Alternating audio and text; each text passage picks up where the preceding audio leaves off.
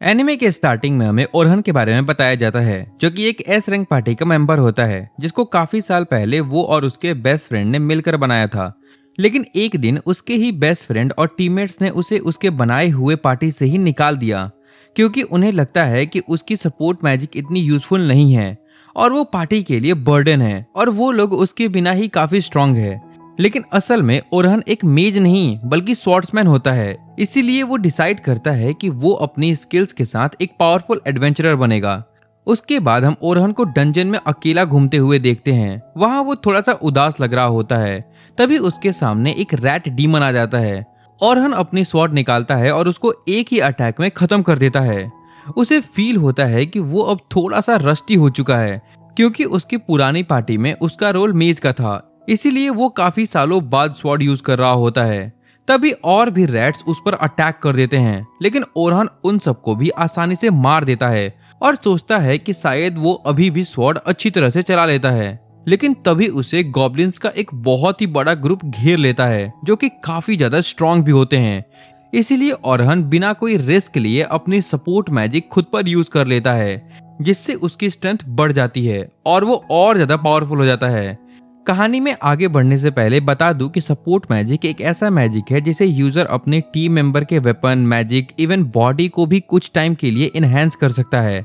सिर्फ इतना ही नहीं, वो सामने वाले एनिमी के स्ट्रेंथ को भी कुछ देर के लिए कम कर सकता है, जो कि उसके टीम को इंपॉर्टेंट फाइट में एडवांटेज दे सकता है। अब चूंकि ओरहन के पास कोई टीम नहीं है, तो वो खुद पे और अपने वेपन पे सपोर्ट मैजिक यूज कर लेता है। फिर वो गॉब्लिन्स को एक के बाद एक मारना शुरू कर देता है। फाइट करते करते उसे रियलाइज होता है कि अपनी सपोर्ट मैजिक खुद पर यूज करके वो कितना ओवरपावर्ड हो चुका है और वो पहली वेव को काफी इजीली खत्म कर देता है। लेकिन तभी दूसरी वेव उस पर अटैक कर देती है और ओरहन बिना डरे सबको काट देता है। इसके बाद उसकी मैजिक का टाइम लिमिट खत्म हो जाता है और उसे पता चलता है कि ये पावर सिर्फ कुछ ही मिनट्स के लिए काम करती है। तभी तीसरी वेव भी आ जाती है, लेकिन ओरहन फिर से सब पर हैवी पड़ता है और उन्हें एक के बाद एक खत्म कर देता है। अब उसे समझ में आ चुका होता है कि वो अकेला भी काफी स्ट्रांग है। जैसे ही ओरहन लास्ट गॉब्लिन को खत्म करता है, उसे फील होता है कि उसकी स्पेल अब खत्म होने वाली है। इसीलिए वो लास्ट मोमेंट पर अपने स्पेल को दोबारा से यूज करता है और वो बचे हुए गॉब्लिन्स को भी एक के बाद एक मार देता है। और जैसे ही लास्ट गॉब्लिन गिरता है, उसके दिमाग में पुरानी यादें आने लगती हैं।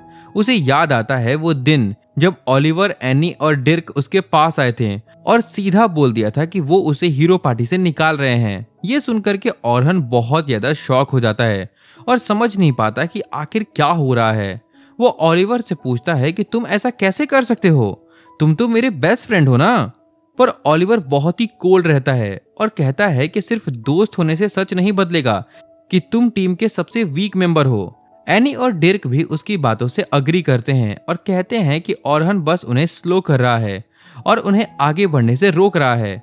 ये सब सुन के ओरहन को यकीन नहीं होता और वो बताता है कि वो असल में एन्चेंटर था ही नहीं, बल्कि उसने सिर्फ टीम के लिए अपनी सम्मान वाली पोजीशन छोड़ दी, क्योंकि किसी और के पास मैजिक की स्किल नहीं थी। उसने खुद से ट्रेनिंग करके अपनी एक अलग टाइप की स्किल बनाई ताकि वो टीम की हेल्प कर सके। लेकिन एनी उसका मजाक उड़ाती है और कहती है कि तुम बस एक्सक्यूज दे रहे हो और वैसे भी ओलिवर तुमसे बेटर स्वॉर्ड्समैन है।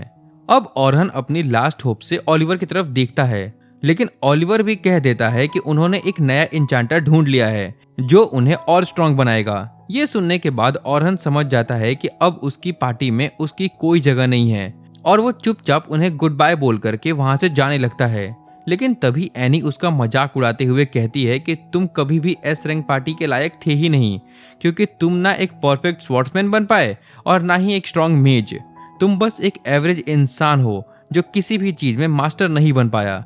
उसके बाद ओरहन रियलिटी में वापस आता है और आगे बढ़ते हुए अपनी न्यू फाइटिंग स्टाइल के बारे में सोचने लगता है। वो डिसाइड करता है कि वो स्वॉर्ड्समैन और मेज दोनों का कॉम्बिनेशन बना करके लड़ेगा और सबको प्रूव करेगा कि उन्होंने उसे निकाल करके बड़ी गलती की है। तभी वो वहां से जाने ही वाला होता है कि कुछ एडवेंचरर्स भागते हुए टेलीपोर्ट रूम में आते हैं और वो काफी ज्यादा डरे हुए लग रहे होते हैं।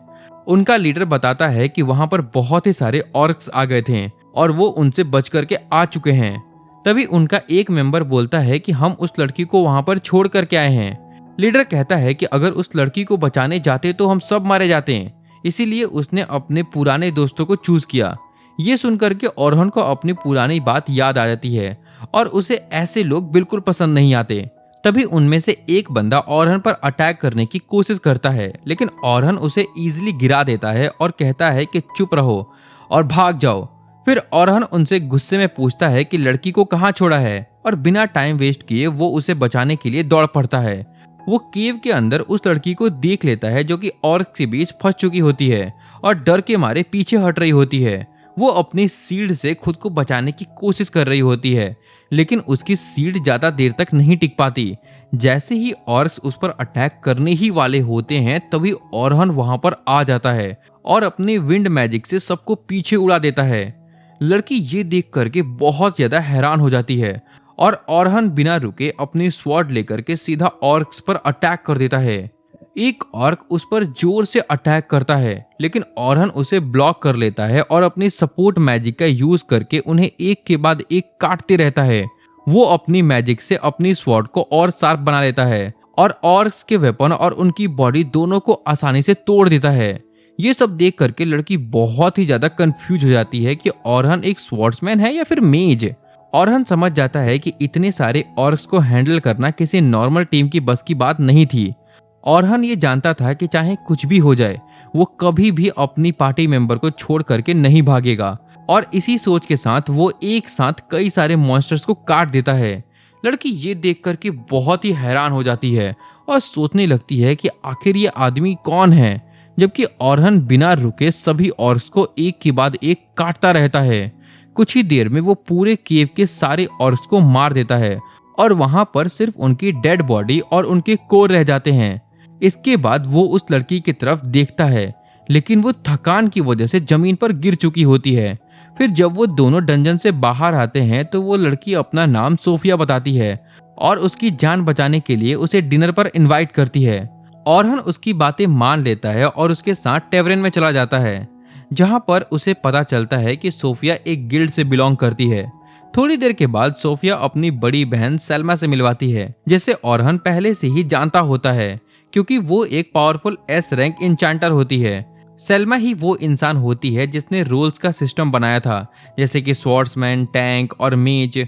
वो ओरहन को थोड़ा सा अजीब नजरों से देखती है, लेकिन जब सोफिया बताती है कि ओरहन ने उसकी जान बचाई है तो वो शांत हो जाती है। उसके बाद वो अपनी बहन को डांटती है कि बिना बताए डंजन में जाना कितना डेंजरस हो सकता है। फिर बात करते करते ओरहन बताता है कि उसे हीरो पार्टी से निकाल दिया गया है और अब वो अकेला घूम रहा है। ये सुनकर के सेल्मा थोड़ी सी इंटरेस्टेड हो जाती है, लेकिन ओरहन पहले ही कह देता है कि वो किसी भी पार्टी को ज्वाइन नहीं करेगा। तब सेल्मा उसे कहती है कि अगर पार्टी ज्वाइन नहीं करना तो क्या वो एक काम करना चाहेगा। ये सुनकर के ओरहन थोड़ा सा क्यूरियस हो जाता है और पूछता है कि कौन सा काम। सेल्मा बताती है कि उनकी गिल्ड कल एक बड़ी टीम के साथ डंजन जाने वाली है, जहां पर नए एडवेंचरर्स भी होंगे और उन्हें स्ट्रॉन्ग लोग चाहिए जो उन्हें प्रोटेक्ट कर सकें। इसीलिए वो चाहती है कि ओरहन भी उनके साथ एक एक्स्ट्रा एडवेंचरर के रूप में चले। सेल्मा ओरहन से कहती है कि वो उसकी स्किल और स्ट्रेंथ की काफी रिस्पेक्ट करती है, तभी उसने ये ऑफर किया है। ये बात ओरहन के दिल पर लग जाती है, क्योंकि उसे याद आता है कि उसकी पार्टी ने भी सेल्मा के मैजिक को ही देखकर डिसाइड किया था कि उन्हें उससे बेटर मेज चाहिए।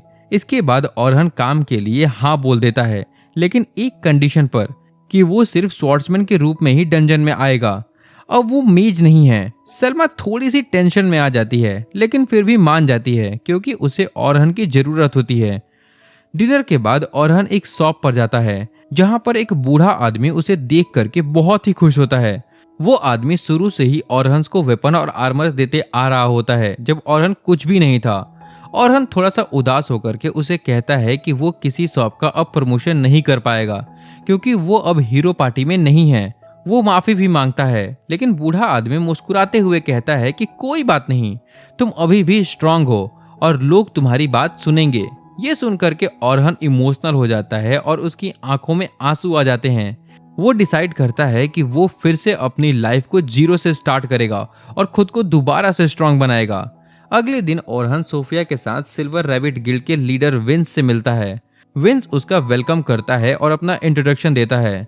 ओरहन रिस्पेक्ट के साथ बात करता है। विंस मुस्कुरा करके कहता है कि इतना फॉर्मल होने की जरूरत नहीं है, क्योंकि वो दोनों एक जैसे ही हैं।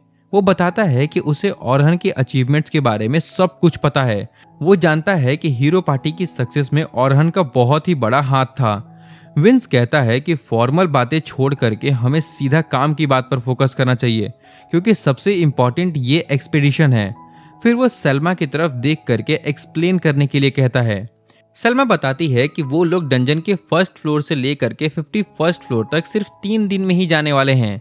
पहले दिन वो 21st फ्लोर तक पहुंचेंगे, दूसरे दिन 36th फ्लोर तक और तीसरे दिन 51st फ्लोर तक को क्लियर करने का प्लान है। ये सब बताते हुए उसे कल की बात याद आती है, जब उसने विंस को बताया था कि ऑरहन को हीरो पार्टी ने निकाल दिया है। ये सुनकर के विंस ने कहा था कि हीरो पार्टी ने अपनी सबसे बड़ी गलती कर दी है, क्योंकि ऑरहन ही वो इंसान था जो सब कुछ परफेक्टली मैनेज करता था और उसके बिना वो लोग इतने स्ट्रांग नहीं रह पाएंगे। सलमा भी इस बात पर अग्री करती है और कहती है कि ऑरहन की सपोर्ट मैजिक ने उन्हें इतना स्ट्रांग बनाया था। चाहे उसकी रॉ पावर थोड़ी सी कम हो, लेकिन उसकी स्पीड बहुत ही फास्ट है और वो सिचुएशन को समझ करके तुरंत डिसीजन ले सकता है। इसीलिए उसके बिना हीरो पार्टी अपनी टॉप पोजीशन लूज कर सकती है और इसी वजह से सिल्वर रैबिट गिल्ड के पास स्ट्रांग बनने का एक बड़ा चांस है। फिर सीन वापस से प्रेजेंट में आ जाता है, जहां पर ऑरहन प्लान को कंफर्म करता है कि 10 रुकी पार्टी इस डंजन में जाएंगी और उनके साथ 5 स्ट्रांग स्क्वाड होंगे। रुकी मॉन्स्टर से फाइट करेंगे और अगर सिचुएशन कंट्रोल से बाहर जाती है तो स्क्वाड उन्हें बचाने के लिए तुरंत एक्शन लेंगे। ऑरहन को एक बात थोड़ी सी अजीब लगती है और वो पूछता है कि जब रुकी को सेफ रखना है तो सिर्फ 5 स्क्वाड ही क्यों। वो कहता है कि और भी स्ट्रांग पार्टी को बुला सकते हैं ताकि सेफ्टी और बढ़ जाए। सलमा जवाब देती है कि वो लोग चाहते हैं कि रुकी खुद डंजन का प्रेशर फील करे और अपनी लिमिट समझ सके। ऑरहन को उसकी बातों पर पूरा यकीन नहीं होता, लेकिन वो समझ जाता है कि वो लोग अपना असली प्लान नहीं बताएंगे। इसके बाद ऑरहन क्वेस्ट एक्सेप्ट कर लेता है, क्योंकि उसके पास अभी और कोई ऑप्शन नहीं होता। विंस खुश हो जाता है और उसे एडवांस में 2 गोल्ड कॉइंस दे देता है और कहता है कि काम खत्म होने के बाद 10 गोल्ड कॉइंस और मिलेंगे। ये सुनकर के ऑरहन थोड़ा सा सरप्राइज हो जाता है, क्योंकि ये काफी ज्यादा पैसा होता है। सलमा कहती है कि वो उसकी वैल्यू को समझते हैं, इसीलिए उसे इतना रिवॉर्ड दे रहे हैं। ऑरहन उनका शुक्रिया अदा करता है और अगले दिन मिलने का प्रॉमिस करता है। अगला दिन आता है और ऑरहन डंजन के एंट्रेंस पर पहुंच जाता है, जहां पर बहुत ही सारे नए एडवेंचरर्स खड़े होते हैं। वहां उसे सोफिया और सलमा मिल जाती हैं। वो एक्सपीडिशन के लिए रेडी होते हैं। थोड़ी देर के बाद सब लोग इकट्ठा हो जाते हैं और एक्सपीडिशन स्टार्ट करने की तैयारी करते हैं। सलमा सोफिया को अपनी पार्टी में भेज देती है और ऑरहन को बाकी सभी स्क्वाड से मिलवाती है और बताती है कि ऑरहन काफी ज्यादा स्ट्रांग है और उस पर ट्रस्ट किया जा सकता है। बाकी स्क्वाड भी उसका वेलकम करते हैं, जहां पर एक टैंक एंड, दूसरा टैंक बर्न और एक हीलर कैटी होती है। ऑरहन समझ जाता है कि ये बैलेंस टीम है जहां पर रोल कवर हो रहे हैं, लेकिन वो ये सोचने लगता है कि अगर वो यहाँ आने से मना कर देता तो इनका बैकअप प्लान क्या होता। ऑरहन को लगता है कि यहाँ कुछ ना कुछ तो जरूर गड़बड़ है, लेकिन अभी के लिए वो चुप रह करके देखना चाहता था कि आगे क्या होता है। थोड़ी देर के बाद सलमा सभी रुकीज को एक जगह पर जमा करती है और ऑरहन का इंट्रोडक्शन करवाती है। वो बताती है कि ऑरहन बहुत ही ज्यादा स्ट्रॉन्ग एडवेंचरर है और वो 94th फ्लोर तक जा चुका है, जो कि काफी बड़ी बात होती है। ये सुनकर के सभी नए एडवेंचरर्स काफी ज्यादा एक्साइटेड हो जाते हैं और उनका कॉन्फिडेंस बढ़ जाता है। लेकिन इतना प्रेशर देख करके ऑरहन थोड़ा सा नर्वस फील करने लगता है, क्योंकि अब सभी लोग उसी पर डिपेंड कर रहे होते हैं। इसके बाद सलमा सभी स्क्वाड्स को अपनी अपनी टीम हैंडल करने के लिए कहती है और ऑरहन को 10th पार्टी को लीड करने को देती है। वो कहती है कि ये सबसे प्रॉमिसिंग टीम है और सही गाइडेंस के साथ ये लोग काफी आगे जा सकते हैं। ये बात ऑरहन को थोड़ा अजीब लगती है, क्योंकि वो एक आउटसाइडर होता है, फिर भी उसे बेस्ट टीम दी जाती है। जब वो अपनी टीम के पास जाता है तो उसे वहां पर सोफिया भी दिखाई देती है। वो पूछता है कि क्या कोई और मेंबर आने वाला है, लेकिन एक लड़का बताता है कि उनकी पार्टी में सिर्फ 3 लोग ही हैं। ये सुनकर के ऑरहन थोड़ा सरप्राइज हो जाता है, क्योंकि इतनी छोटी पार्टी काफी रेयर होती है। वो लड़का अपना नाम लोगन बताता है और कहता है कि वो एक इंचांटर है और फ्यूचर में सलमा से भी स्ट्रांग बनेगा। ऑरहन समझ जाता है कि इस लड़के में थोड़ा सा एटीट्यूड है, लेकिन वो फिलहाल कुछ नहीं कहता। इसके बाद एक लड़की अपना नाम कैरोल बताती है, जो कि एक टैंक होती है, लेकिन ऑरहन नोटिस करता है कि उसने कोई आर्मर नहीं पहना होता। जब वो पूछता है तो वो कहती है कि वो डॉज करके फाइट करती है, ये सुनकर के ऑरहन समझ जाता है कि ये एक रेयर फाइटिंग स्टाइल है, लेकिन इसके लिए एक्सपीरियंस भी उतना ही जरूरी होता है। ऑरहन पूछता है कि क्या गिल्ड ने तुम्हें पहले से वार्न नहीं किया था? तब लोगन बताता है कि कैरल को काफी बार बोला गया है कि वो नॉर्मल टैंक की तरह फाइट करे, लेकिन उसने किसी की नहीं सुनी। ये देख करके ऑरहन समझ जाता है कि ये टीम स्ट्रांग तो है, लेकिन थोड़ी सी प्रॉब्लमैटिक है। इसके बाद एक्सपेडिशन स्टार्ट हो जाती है और सभी लोग डंजन के अंदर एंटर करते हैं। रास्ते में कैरोल बिना रुके बातें करती रहती है और ऑरहन से उसकी पुरानी टीम के बारे में पूछते रहती है। ऑरहन स्मार्टली छोटे मॉन्स्टर से बचने के लिए पीछे मैजिक ट्रैप्स लगा देता है ताकि उन्हें फालतू में फाइट्स ना झेलनी पड़े। ऐसे ही वो लोग 20वें फ्लोर तक पहुंच जाते हैं और ऑरहन अपनी टीम को अच्छे से समझ लेता है। उसे पता चलता है कि लोगन सिर्फ बातें ही नहीं करता, बल्कि उसमें अच्छी स्किल्स भी हैं, लेकिन वो प्रॉपर गाइडेंस देने में बहुत वीक है। कैरोल बहुत ही फास्ट है, लेकिन वो बिना सोचे समझे मॉन्स्टर पर अटैक कर देती है और अपनी टीम को प्रोटेक्ट करना भूल जाती है। सोफिया सबसे बैलेंस्ड होती है, जिसमें कोई बड़ी कमी नहीं होती। इसके बाद सब मिलकर के फ्लोर बॉस को हरा देते हैं और 21st फ्लोर तक पहुंच जाते हैं, जो कि उनका फर्स्ट डे का गोल होता है। प्रूफ देने के बाद वो सब लोग रेस्ट करने के लिए बाहर आ जाते हैं। अगले दिन जब ऑरहन उठता है तो वो एक न्यूज़ देखकर बहुत शॉक हो जाता है। उस न्यूज़पेपर में उसकी फोटो होती है और लिखा होता है कि हीरोज पार्टी ने ऑफिशियली उसे निकाल दिया है और उसकी जगह पर एक नया इंचांटर लाया गया है। ये देख करके ऑरहन को बहुत बुरा लगता है, लेकिन वो ज्यादा कुछ नहीं कर सकता था। फिर वो बाहर जाता है सबसे मिलने और सोचता है कि अब लोग उसके साथ कैसा बिहेव करेंगे। रास्ते में ऑरहन को एक ब्लू हेयर वाली लड़की रोक लेती है, जिसका नाम लूना होता है, जो कि हीरोज पार्टी की हीलर होती है। ऑरहन को याद आता है कि जब सब लोग उससे दूर हो रहे थे, तब लूना ही थी जो उसका साथ देना चाहती थी और अच्छे से बिहेव कर रही थी। लूना तुरंत उसका हाथ पकड़ लेती है और उसे वापस पार्टी में आने के लिए रिक्वेस्ट करती है। वो कहती है कि वो सभी को समझा देगी कि ऑरहन कितना इम्पोर्टेंट है और उसे वापस लेकर आएगी। वो उनके पुराने प्रॉमिस की बात भी याद कराती है कि वो सभी मिलकर के ग्रेट डंजन क्लियर करेंगे। लेकिन ये सुनकर के ऑरहन गुस्सा हो जाता है और कहता है कि उस प्रॉमिस में ओलिवर भी था और उसी ने उसे पार्टी से निकाला है। ये कहकर के ऑरहन लूना को मना कर देता है और बोलता है कि वो कभी वापस नहीं आएगा। इसके बाद वो वहां से डंजन की तरफ निकल जाता है। रास्ते में वो न्यूज़पेपर के बारे में सोचता है। वो समझ जाता है कि सब लोग अब उसे अलग ही नजर से देखेंगे। जब वो डंजन के पास पहुंचता है तब सभी रुकीज वहां ऑलरेडी होते हैं, लेकिन अब सबका बिहेवियर चेंज हो चुका होता है। सब उसके बारे में बातें कर रहे होते हैं। कुछ लोग सोच रहे होते हैं कि अगर वो खुद से आ जाता तो अलग बात होती, लेकिन उसे तो वीक बोलकर निकाल दिया गया है। ऑरहन सबको ग्रीट करता है, लेकिन उसे मिक्स्ड रिएक्शन मिलते हैं। उसे समझ आ जाता है कि कल जैसे रिस्पेक्ट अब नहीं रही। तभी सलमा बाकी स्कॉट्स के साथ वहां आ जाती है और ऑरहन से माफी मांगती है। वो कहती है कि रुकीज को काम करने के लिए उसी ने उसकी हीरोज पार्टी वाली बात को ज्यादा हाईलाइट किया था। ऑरहन तुरंत कहता है कि इसमें तुम्हारी कोई गलती नहीं है, इसीलिए तुम्हें अपना सर ऊंचा रखना चाहिए और कॉन्फिडेंटली पार्टी को लीड करना चाहिए।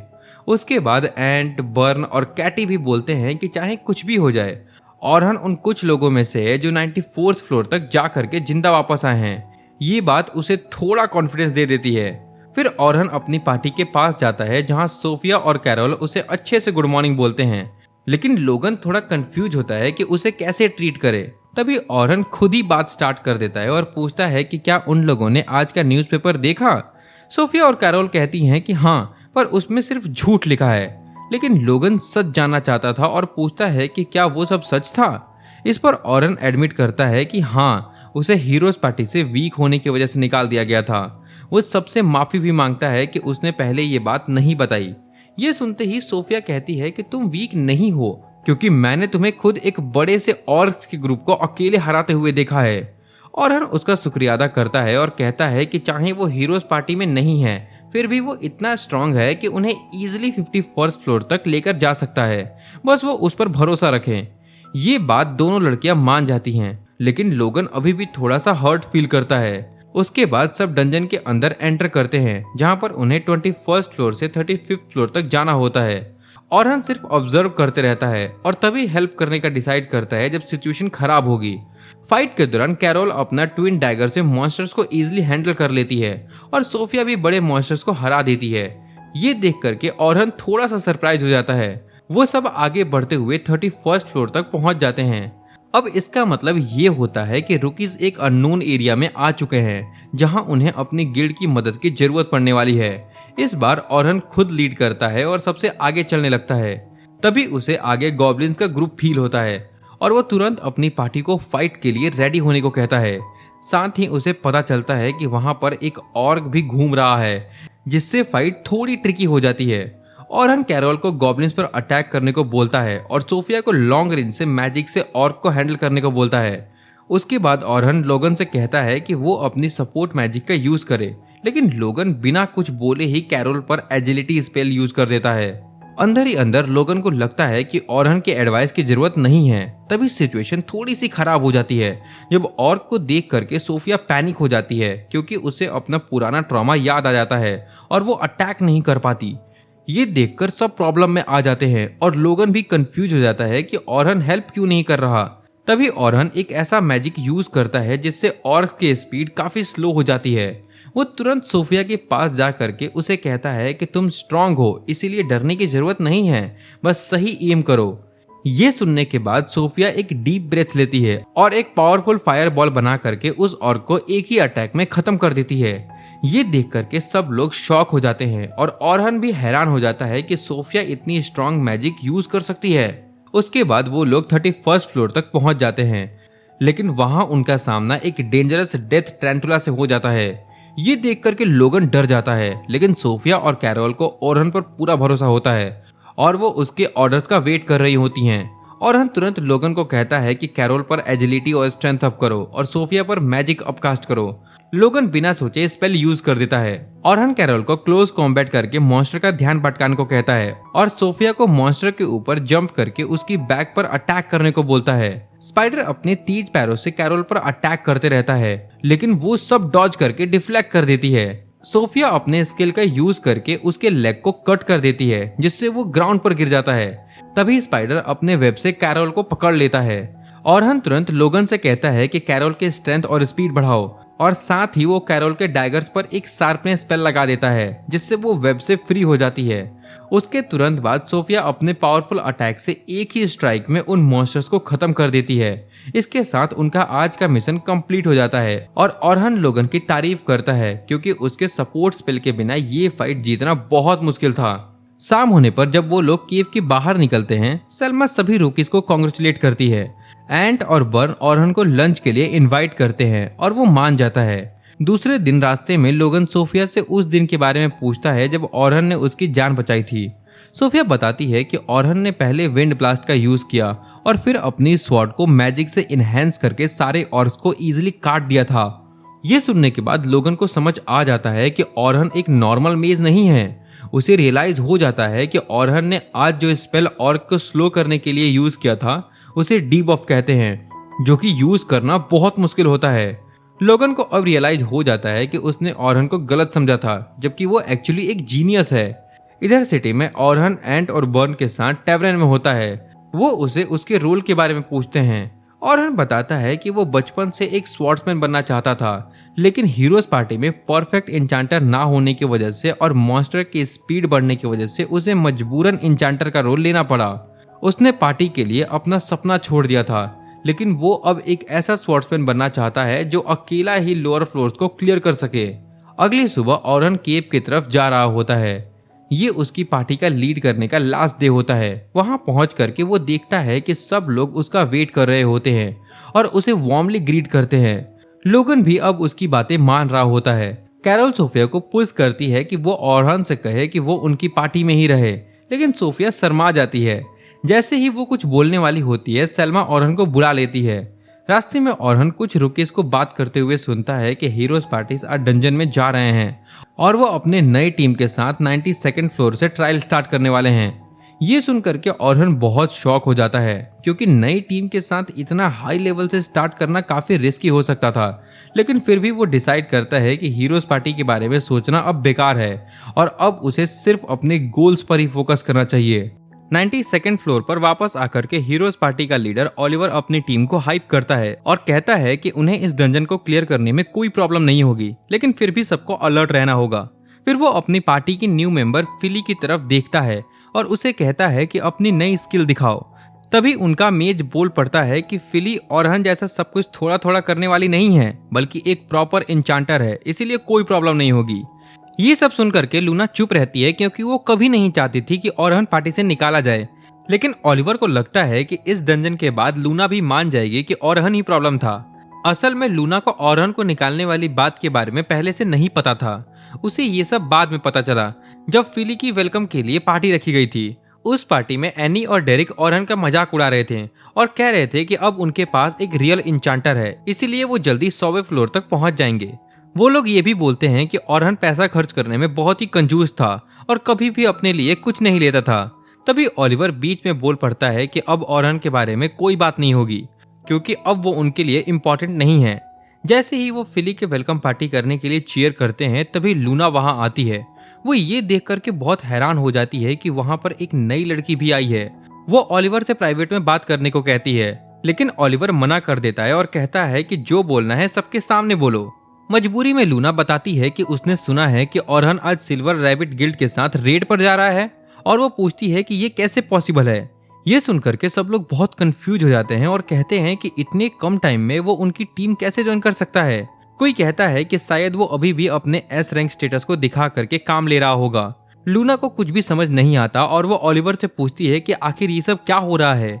जैसे ही ओलिवर बात कंटिन्यू करने वाला होता है तभी एनी बीच में बोल पड़ती है और लूना को बताती है कि वो बेकार सा जैक ऑफ ऑल ट्रेड ओरहन 3 दिन पहले पार्टी छोड़ चुका है। ये सुनते ही लूना बहुत शॉक हो जाती है और पूछती है कि क्या ओरहन ने खुद उन्हें छोड़ दिया। लेकिन डेरिक बोलता है कि ऐसा नहीं है, बल्कि हमने ही उसे धक्के मार करके यहाँ से भगा दिया क्योंकि वो कमजोर था। ये सुनकर के लूना और भी शॉक हो जाती है और ओलिवर से पूछती है कि क्या ये सच है। ओलिवर शांत होकर कहता है कि हाँ ये सच है और वो उसे न्यू मेंबर फिली से मिलवाने की कोशिश करता है। लेकिन लूना उसकी बात को काट देती है और कहती है कि उसने पहले ही बोल दिया था कि वो ओरहन की जगह किसी को एक्सेप्ट नहीं करेगी। ये सुनकर डेरिक गुस्सा हो जाता है और उसे चुप रहने को कहता है, लेकिन ओलिवर उसे शांत कराता है। फिर ओलिवर लूना को समझाता है कि ओरहन अब उनकी पार्टी के लायक नहीं था और उनके लिए बर्डन बन रहा था। लेकिन लूना इस बात को मानने से इनकार कर देती है और कहती है कि ओरहन ही उनकी पार्टी का कोर था और उसी की वजह से वो इतना आगे तक बढ़ पाए। वो ये भी कहती है कि उसके बिना वो आगे नहीं बढ़ पाएंगे। लेकिन एनी उसकी बातों का मजाक उड़ाती है और कहती है कि अब कुछ नहीं हो सकता क्योंकि डिसीजन हो चुका है और ओरहन को निकाल दिया गया है। उसके बाद ओलिवर कहता है कि अब उन्हें करंट प्लान पर फोकस करना चाहिए। वो बताता है कि अब वो लोग 92nd फ्लोर से स्टार्ट करेंगे और धीरे धीरे 94 फ्लोर तक जाएंगे। लूना तुरंत इस प्लान को रिजेक्ट कर देती है और कहती है कि उसे मरने का कोई शौक नहीं है। डेरिक इस बात पर हंसता है और कहता है कि जब वो पहले 94th फ्लोर तक जा चुके हैं तो डरने की क्या बात है। लूना समझाती है कि चाहे फिली स्ट्रॉन्ग इंचांटर हो फिर भी उन्हें लोअर फ्लोर से स्टार्ट करना चाहिए ताकि टीम वर्क को बेटर कर सके। पर डेरिक फिर भी नहीं मानता। तभी लूना गुस्सा होकर कहती है कि तुम लोग पागल हो चुके हो क्योंकि 92nd फ्लोर पर ब्लैक ड्रैगन है और पिछली बार वो मुश्किल से ही उससे बचकर निकल पाए थे। एनी हंस कर कहती है कि तब हमारे पास एक वीक इंचांटर था इसीलिए हमें प्रॉब्लम हुई थी, लेकिन अब ड्रैगन से फाइट करना बहुत इजी हो चुका है। ओलिवर भी कहता है कि वो सिर्फ टीम वर्क चेक करने के लिए आए हैं और उन्हें ब्लैक ड्रैगन से फाइट करने की कोई जरूरत नहीं है। लूना फिर भी लोअर फ्लोर की जिद करती है पर ओलिवर उसकी बात काट देता है और कहता है कि डिसीजन ऑलरेडी हो चुका है। उसके बाद प्रेजेंट में हीरोज पार्टी 92nd फ्लोर के एक बड़े से मैमोथ मॉन्स्टर के सामने आ जाती है जिसे उन्होंने पहले इजीली हरा दिया था, लेकिन इस बार उन्हें उससे फाइट करने में प्रॉब्लम हो रही थी। ओलिवर अटैक करता है लेकिन मैमोथ उसे ब्लॉक करके पीछे धकेल देता है। तभी ओलिवर नोटिस करता है कि उसका बफ जल्दी खत्म हो रहा है और उसकी बॉडी हैवी फील कर रही है। वो फिली से पूछता है कि ऐसा क्यों हो रहा है। फिली कहती है कि अभी उसे उनका टीम वर्क समझने में थोड़ा टाइम लगेगा इसीलिए ये प्रॉब्लम हो रही है। ये सुनकर के ओलिवर को ओरहन की याद आती है जो पहले दिन से ही सब कुछ समझ गया था। तभी मैमोथ एक पावरफुल अटैक करता है जिसे डेरिक ब्लॉक नहीं कर पाता और वो अटैक एनी की तरफ चला जाता है। एनी गुस्सा हो जाती है और खुद अटैक करती है, लेकिन उसका फायर अटैक का मॉन्स्टर पर कोई खास असर नहीं होता। ये देखकर ओलिवर उसे सीरियस होने को कहता है, लेकिन एनी कहती है कि वो सेम पावर यूज कर रही है फिर भी डैमेज नहीं हो रहा है। फिर ओलिवर फिली को कहता है कि एनी की मैजिक को बूस्ट करो। वो ऐसा ही करती है लेकिन फिर भी एनी का अटैक मॉन्स्टर को स्क्रैच तक नहीं कर पाता। तभी मैमोथ फिर से अटैक करता है और एनी मुश्किल से बच पाती है। ये सब देख करके ओलिवर बहुत शॉक हो जाता है, क्योंकि फिली की मैजिक स्ट्रांग होने के बावजूद भी वो उस मॉन्स्टर के सामने वीक पड़ रहे होते हैं। वो समझ नहीं पाते कि मॉन्स्टर पहले इजी था, अब इतना ज्यादा डेंजरस कैसे हो गया। इसके बाद एक और पावरफुल अटैक ओलिवर की तरफ आता है, जिसे वो मुश्किल से ही डॉज करता है और नेक्स्ट अटैक को डायरेक्ट ब्लॉक कर लेता है। ओलिवर एनी को कहता है कि वो मॉन्स्टर के साइड से अटैक करे, लेकिन एनी फेल हो जाती है और उसे वापस पीछे हटना पड़ता है। तभी ओलिवर फिली से कहता है कि वो मॉन्स्टर के अटैक पर नजर रखे और सबको वार्न करे, लेकिन फिली कहती है कि वो एक साथ इतना सब कुछ नहीं कर सकती। तब ओलिवर कहता है कि यही तो एक इंचांटर का काम होता है। ये सुनकर के एनी गुस्सा हो जाती है और कहती है कि ये बिल्कुल यूजलेस है और इसे पार्टी में लेना ही नहीं चाहिए था। अब ओलिवर को ये फील होने लगता है कि सबकी पावर पहले जैसी नहीं रही और वो खुद भी अपने स्वॉर्ड का फुल पावर यूज नहीं कर पा रहा होता है। वो समझ नहीं पाता कि जब फिली की मैजिक इतनी स्ट्रांग है तो प्रॉब्लम आखिर कहाँ आ रही है। तभी अचानक से डंजन के अंदर से ब्लैक ड्रैगन बाहर आ जाता है और उनकी तरफ आने लगता है। ये देख करके लूना डर जाती है और तुरंत कहती है कि उन्हें यहाँ से भागना चाहिए। ड्रैगन आते ही उस मैमोथ को एक ही पल में क्रश कर देता है, जिससे सब और भी ज्यादा शॉक हो जाते हैं। लेकिन ओलिवर फिर भी कहता है कि वो पहले भी इसे हरा चुके हैं, इसीलिए फिर से हरा देंगे। डेरिक उसके फायर अटैक को ब्लॉक करने की कोशिश करता है, लेकिन वो हवा में उड़ जाता है। दूसरी तरफ एनी भी अटैक करती है, लेकिन वो भी ब्लास्ट से नहीं बच पाती और वो बेहोश हो जाती है। लूना फिर ओलिवर से कहती है कि उन्हें तुरंत यहाँ से निकलना होगा, लेकिन ओलिवर फिर भी फिली से बफ मांग करके ड्रैगन पर अटैक करता है, लेकिन वो उसके सामने टिक भी नहीं पाता और शॉक में आ जाता है।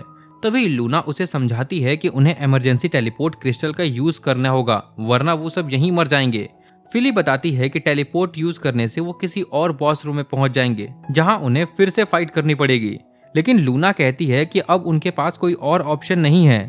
आखिर में ओलिवर मान जाता है और अपनी टीम को लेकर के टेलीपोर्ट पोर्टल ओपन कर देता है ताकि वो बचकर निकल सके। लेकिन जैसे ही वो लोग पोर्टल के अंदर जाने वाले होते हैं, तभी ड्रैगन अचानक से अटैक कर देता है और उन्हें पीछे ढकेल देता है। सबसे शॉकिंग बात ये होती है कि वो ड्रैगन ही उस पोर्टल के अंदर घुस जाता है और गायब हो जाता है। डेरिक पहले सोचता है कि ये अच्छा हुआ, लेकिन लूना तुरंत कहती है कि ये सबसे बुरा हुआ, क्योंकि वो ड्रैगन किसी लोअर फ्लोर की पार्टी को मार देगा। वो कहती है कि उन्हें तुरंत गिल्ड में जा करके सभी को वार्न करना होगा, ताकि डंजन के अंदर जो भी हैं उन्हें फोर्सफुली टेलीपोर्ट किया जा सके। ओलिवर भी उसकी बात मान जाता है और सब वहां से भागने लगते हैं। रास्ते में लूना उन्हें बताती है कि उन्हें इतना वीक क्यों फील हो रहा था। वो कहती है कि ओरहन ने अपने खुद के स्पेल्स बनाए थे, जिसकी वजह से तुम्हारा पावर 50 टाइम्स तक बढ़ जाती थी। ये सुनकर के फिली शॉक हो जाती है, क्योंकि इतना पावर बूस्ट तो सैल्मा भी नहीं दे पाती। लूना कहती है कि इसी वजह से उन्हें लगता था कि वो स्ट्रांग है, लेकिन सच में वो सिर्फ ओरहन की वजह से स्ट्रांग थे। उसके बिना वो सिर्फ एक नॉर्मल पार्टी हैं। लेकिन ओलिवर फिर भी इस बात को मानने से मना कर देता है और कहता है कि वो बिना ओरहन के ही ड्रैगन को हरा देंगे। इसके बाद सब लोग जल्दी से गिल्ड की तरफ भागते हैं ताकि किसी की जान ना जाए। दूसरी तरफ 50th फ्लोर पर ओरहन अपनी पार्टी को बताता है कि जैसे ही वो 51st फ्लोर के स्टार्ट पर पहुंचेंगे और वो टेलीपोर्ट क्रिस्टल से वापस आ जाएंगे। सब उसकी बातों को मान लेते हैं, लेकिन ओरहन के अंदर एक अजीब सी फीलिंग आने लगती है। वो आसपास देखता है, लेकिन सब कुछ नॉर्मल होता है। फिर भी उसे लगता है कि कुछ गलत होने वाला है। वो ऊपर स्काई की तरफ देखता है, जहां अंधेरा छाया होता है। वो समझ नहीं पाता कि उसे ऐसा क्यों फील हो रहा है। तभी कैरोल उससे पूछती है कि इस बार उन्हें कौन से मॉन्स्टर से फाइट करनी पड़ेगी। ओरहन उसकी आंखों में एक्साइटमेंट देखकर कहता है कि तुम एक टैंक हो और तुम्हारा काम सभी को प्रोटेक्ट करना है। तुम अकेले ही एनिमीज पर रश करके सभी को खत्म नहीं कर सकती। कैरोल को ये बात बिल्कुल पसंद नहीं आती और वो कहती है कि अगर वो अकेले ही सभी एनिमीज को हैंडल कर लेगी तो उसकी टीम सेफ रहेगी। उसके बाद वो ओरहन से अकेले और भी बेटर फाइट करने की एडवाइस मांगती है। ये सुनकर के ओरहन थोड़ा सा सीरियस हो जाता है और कहता है कि तुम्हें अकेले लड़ने के बजाय टीम के साथ काम करना सीखना होगा, क्योंकि फ्यूचर में तुम्हें अपनी टीम के ऊपर डिपेंड रहना पड़ेगा। कैरोल को ये बात बोरिंग लगती है, लेकिन लोगन समझाता है कि ये बहुत ही इंपॉर्टेंट एडवाइस है। वो कहता है कि ग्रेट एडवेंचरर अल्बर्ट ने भी टीम वर्क को सबसे पहले बताया था। ओरहन बताता है कि अल्बर्ट सिल्वर रैबिट गिल्ड का सबसे स्ट्रॉन्गेस्ट मेंबर था और लास्ट ईयर ब्लैक ड्रैगन के साथ फाइट करते हुए मारा गया। लोगन कहता है कि उसके डेथ के बाद भी वो एक लेजेंड बन चुका है। ये सुनने के बाद कैरोल थोड़ी सीरियस हो जाती है और कहती है कि अल्बर्ट अपने एक साथी को बचाते हुए मारे गए थे और तब से वो ये मानती है कि एक डिफेंडर को हमेशा अपनी टीम को खुद से दूर रखना चाहिए ताकि वो सेफ रहें। औरहन उसके फेस पर दर्द देख लेता है और बात ना आगे बढ़ाते हुए मूड हल्का करने के लिए कहता है कि आज वही एनिमीज को हैंडल करें। ये सुनते ही कैरोल बहुत खुश हो जाती है। तभी सोफिया बीच में आती है और पूछती है कि वो एक बेटर मेज और टीममेट कैसे बन सकती है। लोगन भी कहता है कि वो खुद को इम्प्रूव करना चाहता है। औरहन सबको शांत रहने के लिए कहता है और उन्हें लेकर के आगे बढ़ जाता है, जहाँ पर न्यूबीज वार्म अप कर रहे होते हैं।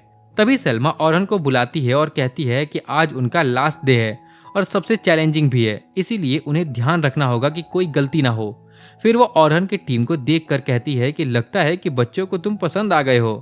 औरहन कहता है कि उसे लगा था कि न्यूज़पेपर वाली बात के बाद शायद उसकी रिस्पेक्ट कम हो जाएगी, लेकिन ये बच्चे उसकी सोच से भी ज्यादा स्मार्ट और समझदार निकले।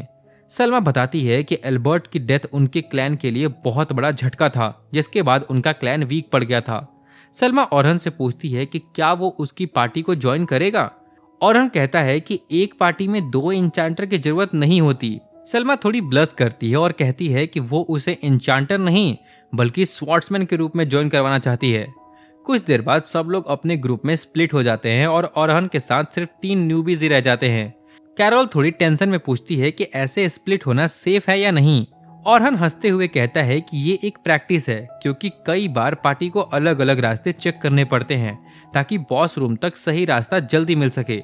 लोगन कहता है कि औरहन 90 फ्लोर तक जा चुका है, इसीलिए यहाँ उन्हें कोई प्रॉब्लम नहीं होने वाली। वो लोग डंजन में आगे बढ़ने लगते हैं, लेकिन पूरी केव बिल्कुल खाली होती है, जिससे एटमॉस्फेयर थोड़ा क्रीपी लगता है। लोगन कहता है कि अब तक उन्हें एक भी मॉन्स्टर नहीं मिला। ये सुनकर के औरहन को डाउट होने लगता है कि आज डंजन में कुछ गलत हो सकता है। तभी कैरोल इम्पेशेंट हो जाती है और अचानक एक रॉक के पीछे से एक ब्लू गॉब्लिन बाहर आ जाता है। मॉन्स्टर को देखती ही कैरोल बिना सोचे समझे उस पर अटैक कर देती है।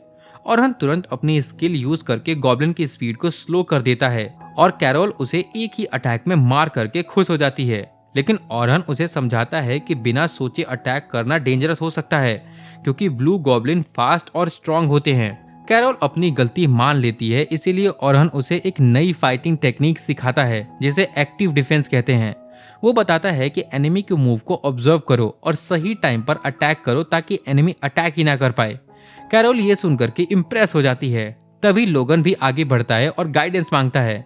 औरहन उसे पीछे देखने को कहता है, जहां 2 वुल्फ मॉन्स्टर उनकी तरफ आ रहे होते हैं, लेकिन उनके आने से पहले ही एक ट्रैप एक्टिवेट हो जाता है और उन्हें वहीं रोक देता है। औरहन लोगन से कहता है कि उसे ट्रैप स्पेल सीखना चाहिए ताकि टीम फ्रंट एनिमीज पर फोकस कर सके और पीछे का अटैक की टेंशन ना करे। लोगन उसकी बात ध्यान से सुनता है और अपने मन में सोचता है कि उसे भी औरहन जैसा ही मेज बनना है। इसके बाद औरहन सोफिया की तरफ देखता है और उसे कहता है कि उसे एक साथ 2 मैजिक स्पेल यूज करना सीखना चाहिए। सोफिया कहती है कि ये थोड़ा सा मुश्किल लग रहा है, लेकिन औरहन उसे समझाता है कि आज प्रैक्टिस है, इसीलिए वो ये ट्राई कर सकती है। वो बताता है कि एडवांस मेजेस एक साथ मल्टीपल स्पेल्स यूज कर लेते हैं। ये सुनकर के सोफिया हैरान हो जाती है और पूछती है कि वो स्ट्रॉन्ग मैजिक ही क्यों ना यूज करे। तब औरहन समझाता है कि स्ट्रॉन्ग मैजिक को कास्ट करने में टाइम लगता है और तब तक कास्टर वीक हो जाता है, लेकिन अगर वो एक साथ मल्टीपल छोटे स्पेल्स को यूज करे तो वो एक के बाद एक तुरंत अटैक कर सकती है, जिससे फाइट में उसकी वीकनेस ऑलमोस्ट खत्म हो जाएगी। उसके बाद वो सब बॉस रूम तक पहुंचते हैं, जहां पर गाइड्स रुकीज को पीछे रहकर देखने को कहते हैं और औरहन सबको कहता है कि वो अटैक पर फोकस करें, वो उन्हें पीछे से सपोर्ट करेगा। फाइट स्टार्ट होते ही औरहन सही टाइमिंग देख करके मॉन्स्टर के लेग पर अटैक कर देता है, जिससे मॉन्स्टर अपना बैलेंस लूज कर देता है और तुरंत उसके पीछे एक ट्रैप लगा देता है ताकि वो भाग ना पाए।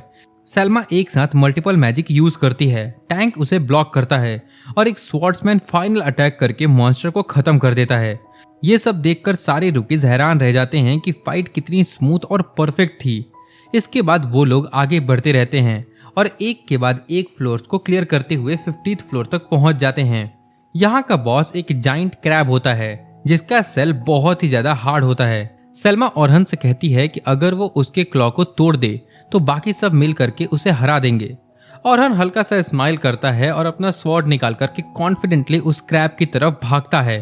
टैंक उसे वार्न करता है कि क्रैब का सेल बहुत हार्ड है, इसलिए केयरफुल रहना, लेकिन औरहन बिना डरे हवा में एक जंप करता है और सीधा उसके जॉइंट पर अटैक कर देता है और एक ही स्ट्राइक में उसका बड़ा सा क्लॉ काट देता है। ये देखकर सब हैरान हो जाते हैं और बाकी टीम इजीली उस मॉन्स्टर को खत्म कर देती है। इसके बाद सब लोग सेलिब्रेट करने लगते हैं क्योंकि उनका मिशन फाइनली कंप्लीट हो चुका होता है। लेकिन तभी अचानक ओरहन को कुछ अजीब सा डेंजर फील होता है और उसी वक्त सबसे बड़ा झटका लगता है क्योंकि एक रिफ्ट से ब्लैक ड्रैगन बाहर आ जाता है। ये देखते ही ओरहन बहुत शॉक हो जाता है और सबको भागने के लिए चिल्लाता है, लेकिन उस ड्रैगन के प्रेशर की वजह से कोई हिल तक नहीं पाता। सभी लोग वहीं पर फ्रीज हो जाते हैं और समझ नहीं पाते कि ये सब क्या हो रहा है। सेल्मा भी मूव नहीं कर पा रही होती, लेकिन वो समझ जाती है कि उसे रूकीज को बचाना होगा। ड्रैगन के प्रेशर से हवा हैवी हो जाती है और सांस लेना भी मुश्किल हो जाता है। ओरहन तुरंत सोचने लगता है कि इस सिचुएशन से कैसे निकला जाए। तभी उसे याद आता है कि बॉस डिफीट हो चुका है, मतलब केव के एंड पर जो क्रिस्टल है उसका यूज करके सब टेलीपोर्ट हो सकते हैं। यही एक सेफ वे होता है यहाँ से निकलने का। लेकिन जब वो सबको बुलाने के लिए पीछे मुड़ता है तो वो देखता है कि सब लोग शॉक में खड़े हैं और कोई भी ड्रैगन से नजरें नहीं हटा पा रहा है। ओरहन समझ जाता है कि अगर वो लोग यहीं रहे तो ड्रैगन उन्हें तुरंत मार देगा। एक पल के लिए वो सोचता है कि शायद उसे अकेले ही क्रिस्टल की तरफ भागना चाहिए, लेकिन तुरंत वो उस थॉट को रोक देता है और डिसाइड करता है कि वो ड्रैगन का सामना करेगा ताकि बाकी सब सेफ एस्केप कर सकें। वो डिसाइड कर लेता है कि चाहे कुछ भी हो जाए वो अपने साथियों को बिट्रे नहीं करेगा। फिर वो अपने स्वॉर्ड निकालता है और सभी गाइड से चिल्ला के बोलता है कि अपनी अपनी पोजीशन ले लो, हम इसे हराने वाले हैं। ये सुनते ही सब लोग होश में आ जाते हैं। सेल्मा तुरंत ऑर्डर देती है कि सब डिफेंसिव फॉर्मेशन ले और रूकीज को सेव करें। उसके बाद ए रैंक एडवेंचरर्स एक्शन में आ जाते हैं और मेजेस एक मैजिक बैरियर बना देते हैं। लेकिन सेल्मा समझ जाती है कि ये बैरियर ड्रैगन के सामने टिक नहीं पाएगा। तभी ओरहन बिना डरे ड्रैगन की तरफ भागता है और एक प्रोटेक्टिव सील यूज करके सभी की जान बचा लेता है, वरना सब खत्म हो जाते हैं। फिर ओरहन ड्रैगन के अटैक को डॉज करते हुए उसे बिजी रखता है और एक डैगर निकाल करके उसकी आंखों की तरफ फेंकता है। ड्रैगन आंखें बंद कर लेता है और इसी मौके का फायदा उठा करके ओरहन उस पर जंप करके एक पावरफुल स्लैश मारता है, जिससे पूरी केव में धूल सा भर जाता है। सभी को लगता है कि ड्रैगन मर गया, लेकिन जब धूल हटती है तो वो बिना किसी चोट के वापस खड़ा होता है। ये देख करके सिचुएशन और भी डेंजरस हो जाती है। ओरहन तुरंत सबको कहता है कि रूकीज को कवर करो और वो खुद ड्रैगन का ध्यान भटकाने लगता है। सेल्मा टेंशन में होती है और ओरहन उसे बोलता है कि उसके पास प्लान है और रूकीज को हिम्मत रखने को कहता है। फिर वो ड्रैगन की तरफ बढ़ता है और ड्रैगन उस पर फेरी अटैक करता है, लेकिन ओरहन सब डॉज करके उसके आसपास घूम करके उसे कंफ्यूज करता रहता है। सब लोग उसकी ब्रेवरी को देख करके बहुत हैरान हो जाते हैं कि वो अकेला इतना स्ट्रॉन्ग ड्रैगन से लड़ रहा है। सेल्मा सोचने लगती है कि क्या ये सही है, क्योंकि ये वही ड्रैगन है जिसने हीरो एल्बर्ट को मारा था और वो ओरहन के लिए भी टेंशन फील करने लगती है। लेकिन ओरहन पूरी तरह से फोकस में होता है और एक के बाद एक अटैक को डॉज करते हुए ड्रैगन के एक एक अटैक को वापस उसी पर रिफ्लेक्ट भी कर देता है। ये देखकर ड्रैगन और भी ज्यादा गुस्सा हो जाता है। लोगन और सोफिया ये देख करके शॉक हो जाते हैं क्योंकि ओरहन ने जो रिफ्लेक्शन मैजिक यूज किया होता है वो उन्होंने पहले कभी नहीं देखा था। दरअसल ये एक स्पेशल स्पेल है जो ओरहन ने खुद बनाया होता है, जिससे वो किसी भी मैजिक अटैक को डबल पावर के साथ वापस भेज सकता है। लेकिन इतना पावरफुल अटैक होने के बाद भी ड्रैगन बिल्कुल ठीक रहता है क्योंकि उसकी स्किन बहुत ज्यादा स्ट्रांग होती है। ये देख करके ओरहन समझ जाता है कि अब उसके पास कोई सिंपल ऑप्शन नहीं बचा और उसे रिस्क लेना पड़ेगा। तभी वो एक साथ मल्टीपल मैजिक सर्कल बना करके अपनी पावर को बूस्ट कर लेता है। सलमा ये देख करके बहुत हैरान हो जाती है क्योंकि नॉर्मली मेजेस 2 या 3 सर्कल ही बना पाते हैं, लेकिन ओरहन ने एक साथ 6 बना दिए थे। वो सोचती है कि क्या उसे हेल्प करनी चाहिए। तब तक ओरहन खुद पर भी बफ लगा देता है। वो बार बार अपनी पावर को मल्टीप्लाई करते रहता है, जिससे सभी गाइड शॉक हो जाते हैं क्योंकि ये ऑलमोस्ट इम्पॉसिबल होता है। थोड़ी ही देर में ओरहन की बॉडी से लाइट निकलने लगती है और वो एकदम ओवर पावर लगने लगता है। ड्रैगन उस पर अटैक करता है, लेकिन ओरहन इतनी स्पीड से मूव करता है कि वो एक जगह से गायब होकर के दूसरी जगह दिखाई देता है। सलमा ये देख करके डर जाती है और समझ जाती है कि ओरहन कितना पावरफुल हो चुका है। लेकिन इतनी पावर यूज करने की वजह से ओरहन के नाक से ब्लड आने लगता है क्योंकि उसकी बॉडी इतना प्रेशर हैंडल नहीं कर पा रही थी। साथ ही उसका माना भी बहुत तेजी से ड्रेन हो रहा था क्योंकि वो एक साथ बहुत सारे स्पेल यूज कर रहा होता है।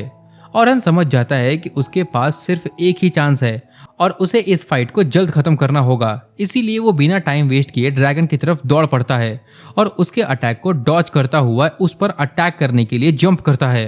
ड्रैगन भी तुरंत समझ जाता है और अपनी टेल से उसे पीछे गिराने की कोशिश करता है, लेकिन ओरहन इतना सिंपल नहीं होता। वो तुरंत हवा में ही माना का एक ब्लॉक बना लेता है और उस पर खड़ा हो जाता है, जिससे ड्रैगन का अटैक मिस हो जाता है। ये देख करके लोगन बहुत ज्यादा हैरान हो जाता है और सोचने लगता है कि क्या ये भी ओरहन का कोई नया स्पेल है।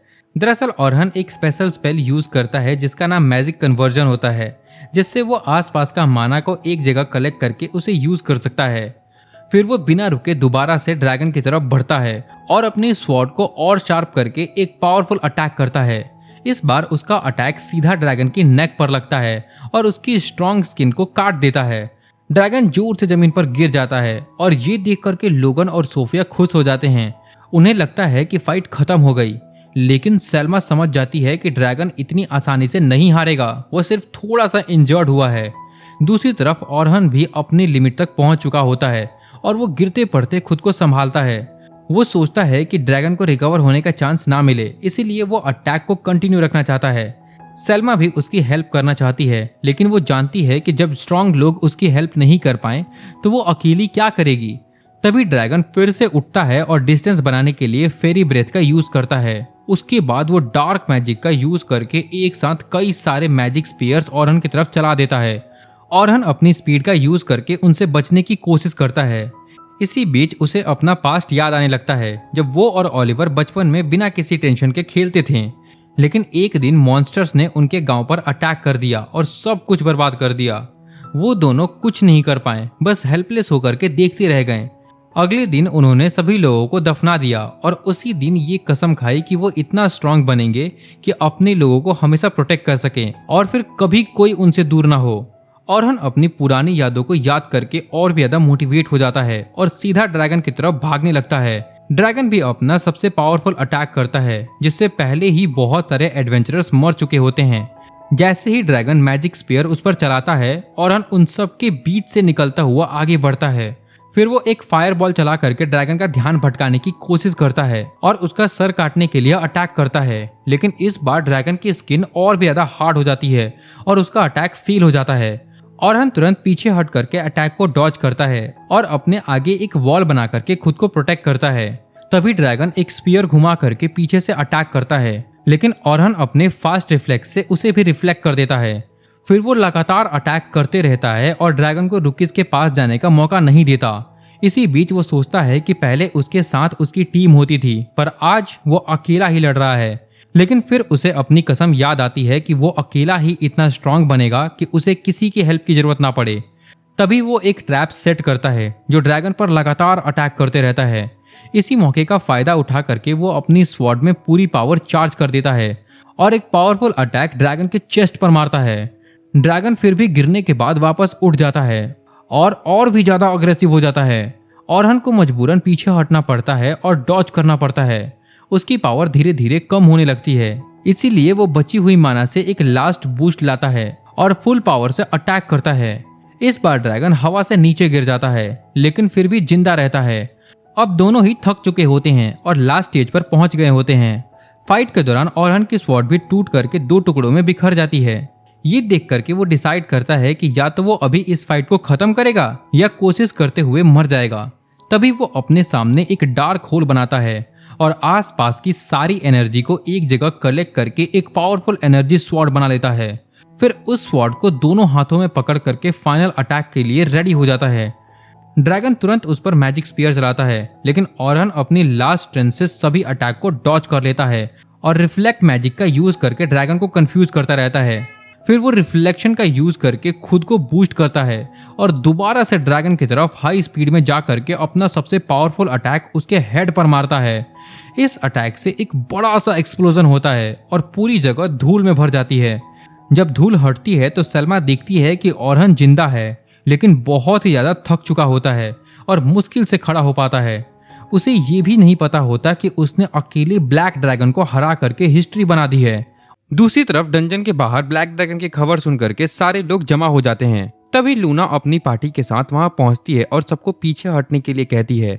जैसे ही वो आगे बढ़ती है तो ड्रैगन की बॉडी को देख करके रुक जाती है और ओलिवर डर कर अपनी स्वॉर्ड निकाल लेता है, लेकिन लूना उसे शांत रहने को कहती है क्योंकि उसे लगता है कि कुछ तो अजीब है। थोड़ी देर बाद सबको समझ आ जाता है कि ब्लैक ड्रैगन पहले ही मर चुका है। ये देख करके सब लोग शॉक हो जाते हैं कि आखिर किसने इतने पावरफुल मॉन्स्टर को हरा दिया। तभी लूना की नजर ओरहन पर पड़ती है, जो मुश्किल से खड़ा हो पा रहा होता है और पूरी तरह से इंजर्ड होता है। वो तुरंत उसे हील करने के लिए जाती है, लेकिन ओरहन उसे मना कर देता है और कहता है कि वो बस बाकी काम संभाले। लूना चुप हो जाती है।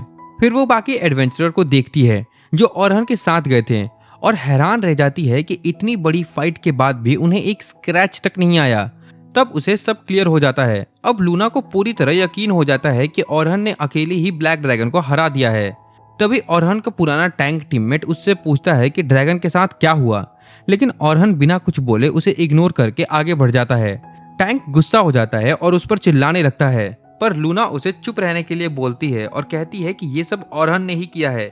ये सुनकर के टैंक और गुस्सा हो जाता है और लूना पर अटैक करने के लिए आगे बढ़ता है, लेकिन लूना अपनी मैजिक से उसे वहीं पर फ्रीज कर देती है और एक ही सेकंड में उसे उसकी औकात दिखा देती है। ओलिवर बीच में आकर के सभी को शांत कराता है।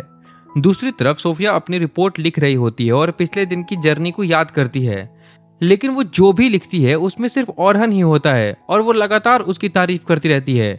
उसे याद आता है कि ओरहन ने उसे मैजिक के बेसिक्स सिखाए थे और एक बेटर टीममेट बनने सिखाया था, और सबसे इम्पोर्टेंट उसने उसकी जान बचाई थी और अकेले ही ब्लैक ड्रैगन को हरा दिया था। तभी सेल्मा वहां पर आती है, जो कि बहुत ही ज्यादा थक चुकी होती है और सीधा जाकर के रेस्ट करने लगती है। बाद में सोफिया उसे फ्रेश होने के लिए ले जाती है, जहां पर सोफिया उससे ओरहन के फाइट स्टाइल के बारे में पूछती है। सेल्मा कहती है कि ओरहन की पावर उसकी समझ से बाहर है और वो इतना स्ट्रांग है कि कोई भी उससे कंपेयर नहीं कर सकता। तभी सोफिया बताती है कि ओरहन बस बेसिक्स को परफेक्ट तरीके से यूज करता है, इसी वजह से वो इतना पावरफुल है। वो ये भी कहती है कि ओरहन एक साथ सब रोल को निभा रहा था, जैसे मेज, हीलर, टैंक और स्वॉर्ड्समैन। इसके बाद वो और भी काफी बातें करते हैं। अगली सुबह ओरहन उठता है और उसकी पूरी बॉडी दर्द से भर चुकी होती है। वो अपनी पेन रिलीफ मैजिक को यूज करता है ताकि चल फिर सके। तभी सलमा उससे मिलने आती है और दोनों बैठ करके कॉफी पे बात करते हैं।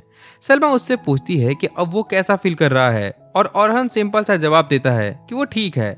हालांकि सच तो ये होता है कि वो इतना पेन में होता है कि बेसिक काम करने के लिए भी उसे अपने मैजिक का सहारा लेना पड़ रहा था। फिर सलमा उससे कहती है कि वो उसके साथ गिल्ड हाउस चले, क्योंकि लीडर उससे मिलना चाहते हैं। ओरहन मान जाता है और दोनों गिल्ड हाउस पहुंचते हैं, जहां लीडर उनका वेट कर रहा होता है। वो सीधा ओरहन को ऑफर करता है कि वो उनकी स्ट्रॉन्गेस्ट पार्टी का मेन अटैकर बन जाए। साथ ही वो उसे लेफ्टिनेंट की पोजीशन को ऑफर करते हैं, जो कि बहुत ही बड़ी बात होती है। ये सुनकर ओरहन बहुत शॉक हो जाता है, क्योंकि ऐसा चांस हर किसी को नहीं मिलता। लेकिन वो तुरंत डिसीजन नहीं लेता और थोड़ा टाइम मांग लेता है। वापस आते हुए वो इस बात के बारे में सोचते रहता है कि इतनी बड़ी क्लैन उसे इतना इम्पोर्टेंट रोल देना चाहती है। फिर वो एक ओल्ड मैन से मिलता है जो उसका आर्मर बनाता है और उससे एडवाइस लेता है। उसे डर भी होता है कि कहीं उसके साथ फिर से वो धोखा ना हो जाए जैसे पहले हुआ था, लेकिन वो ओल्ड मैन हंस कर कहता है कि इतना प्रेशर लेने की कोई जरूरत नहीं है। तभी ओरहन को उसकी पुरानी गिल्ड की तरफ से एक मीटिंग के लिए बुलाया जाता है। वो वहां पहुंचता है जहां सब लोग इंक्वायरी के लिए बैठे होते हैं। गिल्ड मास्टर उससे पूछता है कि क्या सच में उसने 50th फ्लोर पर ब्लैक ड्रैगन से अकेले फाइट की थी। ओरहन हाँ में जवाब देता है, लेकिन तभी डेरेक झूठ बोलने लगता है कि ड्रैगन पहले से ही वीक था और ओरहन ने बस लास्ट हिट दिया। वो ये भी कहता है कि ओरहन को उनका शुक्रिया अदा करना चाहिए, क्योंकि उनकी वजह से वो फेमस हुआ। ये सुनकर के ओरहन गुस्सा हो जाता है और उसे चुप रहने को बोलता है। डेरेक भी खड़ा हो जाता है और लूना उसे शांत बैठने को बोलती है। फिर ओरहन सीधा ओलिवर की तरफ देखकर उससे पूछता है कि उसने बिना सोचे समझे इतना डेंजरस फ्लोर क्यों चूज किया। ओरहन गुस्से में ओलिवर से ये भी कहता है कि वो बहुत ज्यादा कॉन्फिडेंस हो गया था, क्योंकि वो लोग पहले भी उस फ्लोर पर जा चुके थे। वो कहता है कि उसने पहले ही वार्न किया था कि वो लोग इतना स्ट्रांग नहीं हैं और हमेशा मुश्किल से ही उस लेवल को क्लियर कर पाते हैं। इसीलिए वो चाहता था कि पहले और प्रैक्टिस करें, पर ओलिवर ने उसकी बात को इग्नोर कर दिया। ओरहन ये भी याद दिलाता है कि कई बार ऐसा हुआ था जब अपने टीममेट को लगभग वो खो चुके थे, और ये बात किसी को भी समझ में आ जानी चाहिए थी कि एक ना एक दिन लक खत्म हो जाएगा। लेकिन ओलिवर एटीट्यूड में कहता है कि प्रॉब्लम तुम थे, इसीलिए हम स्ट्रगल करते थे।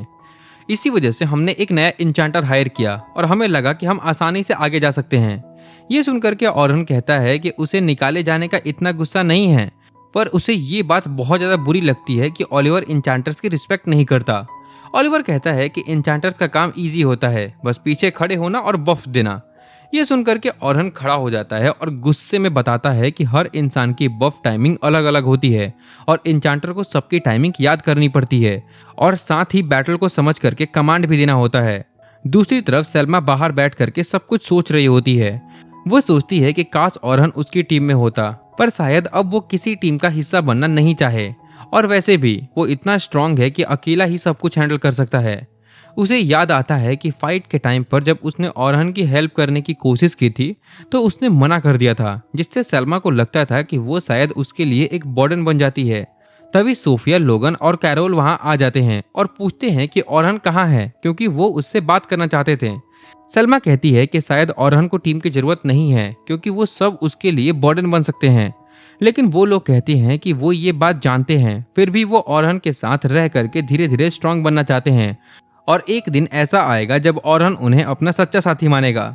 सलमा को ये बात पहले ही समझ आ गई थी, लेकिन अब उसे लगता है कि बच्चे सही कह रहे हैं और वो भी ओरहन से सीख करके स्ट्रांग बन सकती है। वो उन्हें बताती है कि ओरहन गिल्ड हाउस में मिलेगा और सब तुरंत उसे ढूंढने के लिए भाग जाते हैं। इधर ओरहन गिल्ड से बाहर निकल करके भीड़ भरी सड़क पर चलते हुए देखता है कि सोफिया और बाकी लोग उसकी तरफ आ रहे हैं। वो तुरंत समझ जाता है कि वो लोग क्या चाहते हैं, इसीलिए वो एक गली में घुस करके उनसे बचने लगता है।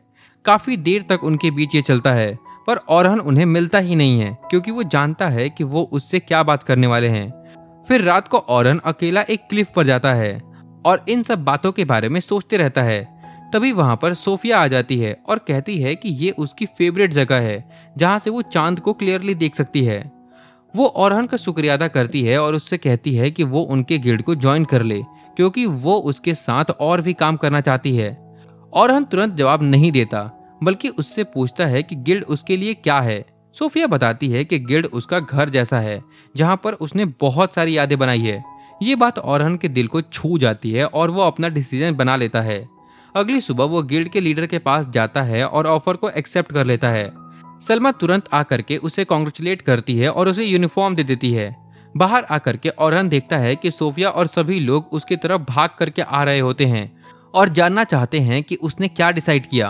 ओरहन मुस्कुराता है और कहता है कि वो उनके साथ और एडवेंचर करने के लिए रेडी है। उस रात वो अपने बचपन का सपना देखता है जहां वो ओलिवर के साथ ट्रेनिंग कर रहा होता है और दोनों हीरोज बनने की तैयारी कर रहे होते हैं। ओरहन आराम से फाइट कर रहा होता है, लेकिन ओलिवर उसकी स्वॉर्ड गिरा देता है और ओरहन नीचे गिर जाता है। वो हंसते हुए कहता है कि ओलिवर बहुत स्ट्रांग हो गया है और वो उसे हरा नहीं सकता, लेकिन ओलिवर गुस्से में कहता है कि वो जानता है कि ओरहन उससे ज्यादा स्ट्रांग है और पहले हमेशा उसे हरा देता था। ओरहन कहता है कि अब वो पहले जैसा स्ट्रांग नहीं रहा और ओलिवर उससे आगे निकल चुका है। ओलिवर ये बात नहीं मानता और गुस्से में वहां से चला जाता है। तभी एक सिल्वर बालों वाली लड़की कियोन वहां आती है जो कि ओरहन की दोस्त होती है। वो गुस्से से पूछती है कि क्या वो ठीक है। ओरहन मुस्कुरा कर कहता है कि वो बिल्कुल ठीक है, लेकिन कियोन कहती है कि वो बिल्कुल हीरो जैसा लग रहा था और उसने बहुत कूल फाइट की। वो ये भी कहती है कि वो जानती है कि ओरहन अपनी असली पावर दिखाए तो क्या हो सकता है, लेकिन ओरहन कहता है कि अब वो ऐसा नहीं कर सकता क्योंकि उसकी बॉडी और हार्ट इतना स्ट्रांग नहीं रहा। कियोन उसे प्रॉमिस करती है कि वो एक दिन जरूर उसके साथ मिलकर फाइट करेगी, लेकिन धीरे धीरे ओरहन उसकी बातें भूल जाता है और उसे याद नहीं रहता कि उसने किसी से प्रॉमिस भी किया था। इनफैक्ट उसका नाम तक भूल जाता है। दूसरी तरफ दिखाया जाता है कि कियोन अब भी जिंदा है और एक कल्ट का हिस्सा बन चुकी है। वो अपनी टीम के साथ मिलकर के दूसरे एडवेंचरर्स को बिना रहम के मार देती थी। तभी एक आदमी आकर के उसे बताता है कि किसी अननोन इंसान ने अकेले ब्लैक ड्रैगन को हरा दिया और उसे ऑर्डर मिलता है कि उस इंसान को ढूंढ करके उसे कल्ट में शामिल करे और अगर वो मना करे तो उसे तुरंत मार दे। कियोन सोचती है कि वो ओलिवर नहीं हो सकता क्योंकि वो ऑलरेडी बहुत फेमस है, पर उसे ज्यादा फर्क नहीं पड़ता क्योंकि अगर वो इंसान कल्ट के खिलाफ हो गया तो वो उसे बिना सोचे समझे खत्म कर देगी। इधर कियोन अपनी टीम के साथ नॉर्थ किंगडम की तरफ बढ़ने लगती है। उसे ये बिल्कुल नहीं पता होता कि जिस इंसान को वो ढूंढने जा रही है वो और कोई नहीं बल्कि उसका बचपन का दोस्त ओरहन है। उसकी टीम की एक लड़की कहती है कि नदन किंगडम अब किसी चर्च के कंट्रोल में है, इसीलिए उन्हें बहुत संभल करके जाना होगा। अगर वो पकड़े गए तो सीधा जेल में डाल दिए जाएंगे। कियोन भी मान जाती है और कहती है कि सब कुछ चुपचाप और अंडर कवर करना होगा, लेकिन उसे अंदर ही अंदर बहुत अजीब फील हो रहा होता है और वो चाहती है कि ये मिशन जल्दी से खत्म हो जाए। कियोन की फ्लैशबैक में हमें पता चलता है कि कियोन बचपन से ही ओरहन से प्यार करती थी, लेकिन उसे गलत बताया गया था कि चर्च के लोगों की वजह से ओरहन ने अपनी जान दे दी। ये सुनकर के उसका दिल टूट गया था और वो पूरी तरह से बदल गई। उसने उसी दिन डिसाइड कर लिया था कि वो चर्च को खत्म करके रहेगी। दूसरी तरफ ओरहन गिल्ड की मीटिंग में होता है, जहां पर लीडर सबके सामने उसकी तारीफ करता है। वो बताता है कि मिशन सक्सेसफुल होने का मेन रीजन ओरहन ही था और उसने अकेली ही ब्लैक ड्रैगन को हरा करके उनकी जान बचाई है। फिर वो अनाउंस करता है कि ओरहन को लेफ्टिनेंट बनाया जा रहा है, जो कि पहले हीरो एल्बर्ट की पोजीशन थी। सब लोग भी ओरहन के फेवर में वोट देते हैं और वो ऑफिशियली लेफ्टिनेंट बन जाता है। उसके बाद सलमा उसे यूनिट के पास ले जाती है, जहां पर वो काम करेगा। तभी एक लड़की उन्हें रोकती है और कहती है कि वो लेफ्टिनेंट से बात करना चाहती है। सलमा उसे इंट्रोड्यूस करवाती है और बताती है कि उसका नाम स्टेला है। स्टेला ओरहन से पूछती है कि क्या वो दूसरों को ट्रेन कर सकता है, क्योंकि एक नई पार्टी है जिसे उसकी हेल्प चाहिए। सलमा भी कहती है कि ये आइडिया बहुत अच्छा है। ओरहन थोड़ा डाउट करता है, पर सलमा उसे बोलती है कि अब उसके पास पहले से ज्यादा फ्री टाइम होगा। स्टेला कहती है कि वो और डिटेल्स भेज देगी और वहां से चली जाती है। उसके बाद सलमा ओरहन को एक रूम में ले जाती है, जहां वो अपनी टीम से मिलता है। सब टेबल के पास बैठे होते हैं और एक ब्लू हेयर वाली लड़की अपना नाम रेन बताती है, जो कि मेज होती है। ओरहन नोटिस करता है कि वो सबसे बड़ी होने के बाद भी इतना कॉन्फिडेंट नहीं है। फिर एक दूसरी लड़की अपना नाम ऑटिस बताती है और कहती है कि वो हीलर है। उसके बाद लास्ट मेंबर अपना इंट्रोडक्शन देता है, जिसका नाम विल होता है। वो एक टॉल और सिल्वर हेयर वाला लड़का होता है, जो कि टीम का डिफेंडर है और टैंक की तरफ फाइट करता है। फिर ओरहन सलमा की तरफ देखता है, जो अपना इंट्रोडक्शन देती है। वो इंचांटर है और इस पार्टी की लीडर भी है। ये सुनकर के ओरहन समझ जाता है कि अब ये सब लोग उसके नए साथी हैं, जो उसके साथ लड़ेंगे।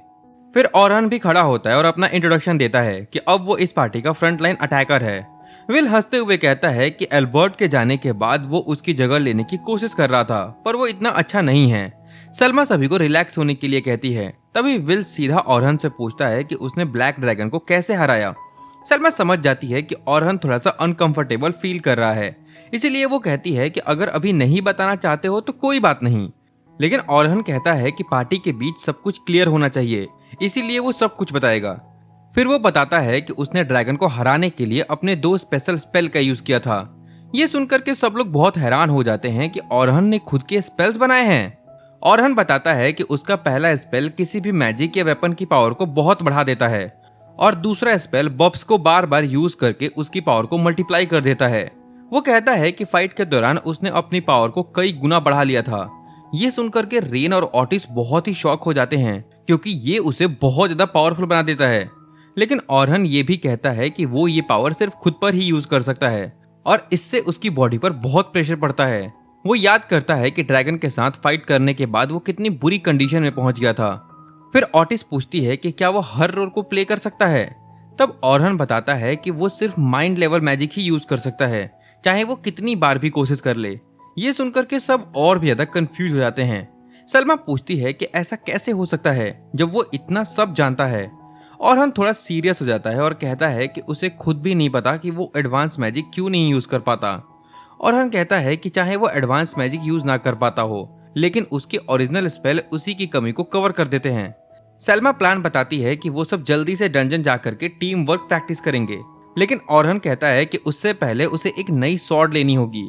रेन बहुत हैरान हो जाती है और कहती है कि एक नई स्वॉर्ड बनाने में तो काफी टाइम लगेगा, पर ओरहन कहता है कि वो सिंपल सी स्वॉर्ड शॉप से ही खरीद लेगा। ये सुनकर के सब शॉक हो जाते हैं, क्योंकि इतना स्ट्रॉन्ग इंसान इतनी नॉर्मल स्वॉर्ड कैसे यूज करता है। फिर वो सब उसे ब्लैक स्मिथ के पास ले जाते हैं। ब्लैक स्मिथ कहता है कि ओरहन के लेवल के लिए कोई तो स्पेशल वेपन बनना चाहिए। तभी ओरहन अपने पास से कुछ रेयर आइटम्स निकाल करके दिखाता है, जिसमें ब्लैक ड्रैगन के स्केल भी होती है। ये देख करके सब एकदम से चुप हो जाते हैं, क्योंकि उन्हें अपना पास्ट याद आ जाता है। ओरहन समझ जाता है कि उसने गलती से उन्हें हर्ट कर दिया है और वो सॉरी बोलने लगता है। लेकिन रेन खुद को संभाल करके कहती है कि इन स्केल से तो एक परफेक्ट स्वॉर्ड बन सकती है, जो कि ओरहन के लायक हो। कुछ दिन के बाद सलमा एक मीटिंग बुलाती है, जहां वो नए क्वेस्ट के बारे में बताती है। सब लोग बैठे होते हैं और ओरहन को थोड़ा सा अजीब लगता है, क्योंकि वो फिर से एक नई टीम का हिस्सा बन गया है। सलमा बताती है कि उन्हें नॉक्सिया सीप का पेट कलेक्ट करना होगा, इसलिए उन्हें 86th फ्लोर पर जाना होगा। ऑरहन मन में डिसाइड करता है कि वो अपनी टीम को इतना स्ट्रांग बनाएगा कि वो 94th फ्लोर तक पहुंच सके। थोड़ी देर बाद वो सब 86 फ्लोर पर एंटर करते हैं। वहां का एनवायरनमेंट बहुत ही सुंदर होता है, जिसे देख करके सब थोड़ा सा रिलैक्स फील करते हैं। लेकिन असल में ये जगह बहुत ही डेंजरस होती है, इसलिए उन्हें अपना गार्ड बिल्कुल भी डाउन नहीं करना होता। सलमा अपनी टीम को समझाती हुई दिखाई देती है कि ये ध्यान भटकने की जगह नहीं है, क्योंकि इस लेवल पर अर्थ ड्रैगन काफी डेंजरस होते हैं और हमारा मेन गोल यहाँ पर ऑरहन के साथ अपनी टीम को इम्प्रूव करना है। फिर सलमा सबको उनका रोल बताती है, जहाँ पर विल मॉन्स्टर का ध्यान अपनी तरफ खींचने वाला होता है, जबकि रेन पीछे से अपनी एक्सप्लोजिव मैजिक से अटैक करेगी। ऑटिस सपोर्ट मैजिक और अपनी हीलिंग मैजिक रेडी रखेगी। सलमा खुद सभी को गाइड करेगी और ऑरहन फ्रंट लाइन पर रह करके डैमेज डील करेगा। ये सुनने के बाद सभी को लगता है कि ऑरहन अकेला ही सब कुछ कर सकता है, लेकिन ऑरहन कहता है कि वो टीम के साथ मिल करके फाइट करेगा, क्योंकि आज का गोल टीम वर्क सीखना है। तभी अचानक से उनकी तरफ एक बड़ा सा फायरबॉल आता है और सलमा रिएक्ट नहीं कर पाती, लेकिन ऑरहन तुरंत एक्शन लेता है और डॉज करके अपनी डिफेंसिव वॉल से सबको बचा लेता है। फिर वो समझ जाता है कि ये किसी हिडन अर्थ ड्रैगन का अटैक है। तभी ऑटिस आगे आती है और अपनी मैजिक ट्रैकिंग एबिलिटी का यूज करके एनिमी की लोकेशन पता कर लेती है, जो बुशेस के पीछे छुपा होता है। फिर वो अपनी एबिलिटी से मॉन्स्टर को बाहर निकालती है और विल भी फाइट के लिए रेडी हो जाता है। जैसे ही मॉन्स्टर उनकी तरफ बढ़ता है, विल भी उसकी तरफ भागता है और सलमा मुस्कुरा करके कहती है कि अब ऑरहन अपनी टीम की असली पावर देखेगा। फिर विल तेजी से उस मॉन्स्टर की तरफ भागता है, जबकि रेन अपनी मैजिक अटैक चार्ज कर रही होती है। मॉन्स्टर फिर से विल पर फायर अटैक करता है, लेकिन इस बार विल रेडी होता है और अपने वेपन से उस फायर बॉल को आसानी से 2 हिस्सों में काट देता है। उसके बाद मॉन्स्टर लगातार फिर से अटैक करते रहता है, पर विल या तो उसे कट कर देता या तो डॉज करके बच जाता। फिर वो मॉन्स्टर को सही पोजीशन में लाता है और पीछे हट जाता है, जिसके तुरंत बाद रेन अपनी पावरफुल एक्सप्लोजन मैजिक से उस मॉन्स्टर को एक ही बार में उड़ा देती है। ये देख करके ऑरहन भी बहुत हैरान हो जाता है, क्योंकि उनका टीम वर्क एकदम परफेक्ट था। ऑरहन नोटिस करता है कि विल सिर्फ अटैक को ही नहीं रोक रहा था, बल्कि उनकी मैजिक को भी कैंसिल कर रहा था। साथ ही रेन ने इतनी फास्ट स्पीड में अपनी स्ट्रॉन्ग मैजिक यूज की कि मॉन्स्टर को रिएक्ट करने का मौका भी नहीं मिला। ऑटिस भी अपनी ट्रैकिंग एबिलिटी से काफी यूजफुल साबित होती है और सलमा सबको एक साथ कंट्रोल करके टीम को परफेक्टली लीड कर रही होती है। ऑरहन सलमा से कहता है कि वो सभी की स्किल को देख करके काफी इम्प्रेस्ड है, लेकिन तभी अचानक से एक जोरदार रोर सुनाई देती है और वो मुड़ करके देखते हैं तो 2 और ड्रैगन उनकी तरफ आ रहे होते हैं। सलमा कहती है कि ये उनके लिए अच्छा चांस है टीम वर्क प्रैक्टिस करने का। फिर विल और ऑरहन दोनों फुल स्पीड में उन ड्रैगन्स की तरफ बढ़ने लगते हैं, लेकिन अचानक ऑरहन रुक जाता है, क्योंकि उसे कुछ गलत फील हो रहा होता है। वो तुरंत अपनी मैजिक का यूज करके एक खाली जगह पर अटैक करता है, जहां से एक हिडन टर्टल मॉन्स्टर बाहर आ जाता है, जो छुप करके उन पे पीछे से अटैक करने वाला होता है। ऑरहन टाइम पर सभी को बचा लेता है, लेकिन अब सिचुएशन और भी टफ हो जाती है, क्योंकि अब वो अर्थ ड्रैगन्स और एक स्ट्रॉन्ग टर्टल मॉन्स्टर के बीच घिर चुके होते हैं। तभी सलमा तुरंत कमांड लेती है और कहती है कि टर्टल मॉन्स्टर स्लो है, लेकिन उसका सेल बहुत स्ट्रांग है, इसीलिए वो स्पेल यूजर के लिए एक परफेक्ट टारगेट हो सकता है। सलमा तुरंत प्लान बताती है और रेन और ऑटिस को कहती है कि वो दोनों मिल करके टर्टल मॉन्स्टर को हैंडल करें, जबकि विल और ऑरहन और ड्रैगन से फाइट करें बिना टर्टल की टेंशन लिए। ऑरहन को ये टीम वर्क काफी पसंद आ रहा होता है, क्योंकि सलमा का डिसीजन बिल्कुल क्लियर एंड परफेक्ट होता है। तभी ड्रैगन उनकी तरफ बढ़ते हैं और फायर बॉल शूट करने लगते हैं, लेकिन विल उनके बीच खड़ा हो जाता है और वो सारे अटैक को रोक करके उनका ध्यान भटका देता है। इसका फायदा उठा करके ऑरहन साइड से पोजीशन लेता है और अटैक के लिए रेडी हो जाता है। फिर सलमा उसे सही मोमेंट का वेट करने को कहती है। जैसे ही चांस मिलता है, विल अटैक को बेट करता है और पीछे हट जाता है और तुरंत ऑरहन अपनी पावरफुल अटैक से एक ड्रैगन को एक ही बार में खत्म कर देता है। दूसरी तरफ रेन और ऑटिस मिल करके टर्टल मॉन्स्टर पर लगातार अटैक करते रहते हैं और फाइनली उसे भी डिस्ट्रॉय कर देते हैं। इस तरीके से टीम एक और जीत हासिल कर लेती है। फाइट के बाद ऑरहन कहता है कि काफी टाइम के बाद उसने इतनी इजी फाइट देखी है। फिर सलमा उससे पूछती है कि क्या उनकी टीम नेक्स्ट लेवल के लिए रेडी है। ऑरहन बताता है कि वो लोग बिल्कुल रेडी हैं और अगर आगे ध्यान से लड़े तो स्ट्रॉन्ग ड्रैगन्स को भी हरा सकते हैं। लेकिन सलमा थोड़ा सीरियस हो जाती है, क्योंकि वो ड्रैगन्स की पावर पहले भी देख चुकी होती है। शाम तक वो अपना मिशन कंप्लीट कर लेते हैं और काफी सारी लूट भी कलेक्ट कर लेते हैं। उसके बाद ऑरहन सलमा से एडवेंचरर ऑफिस का रास्ता पूछता है। सलमा कहती है कि वो भी साथ चलेगी, क्योंकि उसे भी रिपोर्ट देनी है। फिर वो सब लोग टेवरेन में जा करके सेलिब्रेट करते हैं और आज के दिन के बारे में बातें करते हैं। कुछ ड्रिंक्स के बाद सलमा थोड़ी सी नशे में आ जाती है और वो ओरहन के काफी क्लोज आने लगती है, जिससे ओरहन थोड़ा सा ऑकवर्ड फील करने लगता है। तभी रेन भी वहां आ जाती है और वो भी ओरहन के और पास आकर के उसका हाथ पकड़ लेती है।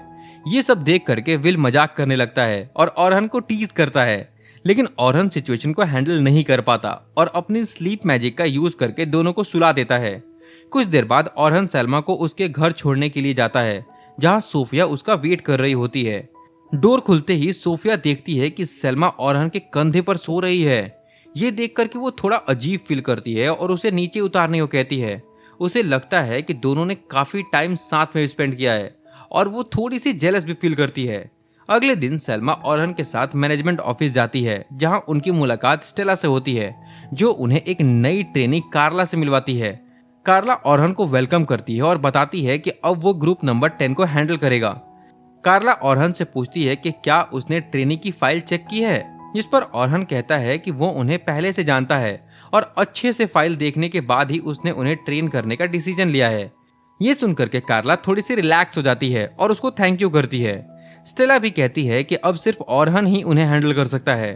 फिर ओरहन पूछता है कि ट्रेनिंग का सिस्टम क्या है और वो कितना स्ट्रिक्ट हो सकता है, जिस पर स्टेला कहती है कि यहाँ कोई फिक्स्ड रूल नहीं है, तुम अपने हिसाब से ट्रेन कर सकते हो, बस उन्हें इतना स्ट्रांग बना दो कि वो बाहर खुद सर्वाइव कर सके। ओरहन थोड़ा कंफ्यूज हो जाता है। तभी सलमा कहती है कि अगर उसके पास कोई क्लियर गोल होगा तो ट्रेनिंग और बेटर होगी। फिर स्टेला सोच करके कहती है कि अगले 6 महीने में ट्रेनिंग इतने स्ट्रांग हो जाएं कि वो मिड लेवल फ्लोर्स को अकेले खुद ही हैंडल कर सके। ओरहन कहता है कि एक्सपेक्टेशंस काफी हाई हैं, लेकिन स्टेला बताती है कि वो सब टैलेंटेड हैं और थोड़े से ट्रबल मेकर भी है, इसीलिए उनसे ज्यादा एक्सपेक्ट किया जा सकता है। ओरहन मान जाता है और कहता है कि वो अपना बेस्ट ट्राई करेगा। उसके बाद वो दोनों वहां से निकल जाते हैं। कॉरिडोर में सलमा रुक करके ओरहन से कहती है कि तुमने फाइल्स पढ़ी हैं तो तुम्हें सोफिया के बारे में सब कुछ पता होगा। ओरहन हाँ में सर हिलाता है। तो सलमा थोड़ा उदास होकर के कहती है कि सोफिया की लाइफ इतनी इजी नहीं थी। वो एक मेड की बेटी थी और उसकी माँ के मरने के बाद उसे कभी भी फैमिली ने अपनापन नहीं दिया। उसे हमेशा आउटसाइडर की तरह ट्रीट किया गया और जब सलमा घर छोड़ करके चली गई थी तब सोफिया भी अकेले हो गई थी। जब सोफिया वापस आई तो उसने सोफिया को बहुत उदास देखा, इसीलिए उसे अपने साथ ले आई ताकि वो अकेले ना रहे। सलमा ओरहन से कहती है कि उस दिन के बाद उसने सोफिया को हमेशा अपनी असली बहन की तरह ट्रीट किया है और अब सोफिया ही उसकी लाइफ में सबसे इम्पोर्टेंट है। वो चाहती है कि सोफिया एक सक्सेसफुल एडवेंचरर बने। ओरहन उससे प्रॉमिस करता है कि वो सोफिया का ध्यान रखेगा। उसके बाद सलमा को गुड बाय बोल करके ट्रेनिंग रूम में चला जाता है, जहां पर ग्रुप नंबर 10 का तीनों स्टूडेंट उसका वेट कर रहे होते हैं।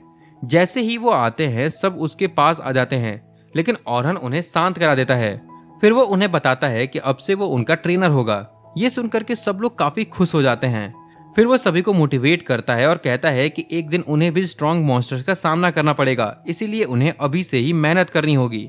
वो उन्हें समझाता है कि सबके अंदर पोटेंशियल है और वो एक दिन खुद स्ट्रॉन्ग एडवेंचरर बन सकते हैं। ये सुनकर के सब और ज्यादा मोटिवेट हो जाते हैं। फिर ओरहन उन्हें कुछ इंपॉर्टेंट चीजें बताता है, जैसे हमेशा ओपन माइंडेड रहना, सिचुएशन के हिसाब से अडेप्ट करना और सिर्फ उसकी बातों को ब्लाइंडली फॉलो ना करके खुद भी दिमाग लगाना, क्योंकि वो भी परफेक्ट नहीं है और उससे भी गलतियां होती रहती हैं। इसके बाद वो सबसे पूछता है कि वो एडवेंचरर क्यों बनना चाहते हैं। सबसे पहले सोफिया बताती है कि वो अपनी सिस्टर सलमा की तरह स्ट्रांग बनना चाहती है और ओरहन उसे सपोर्ट करता है।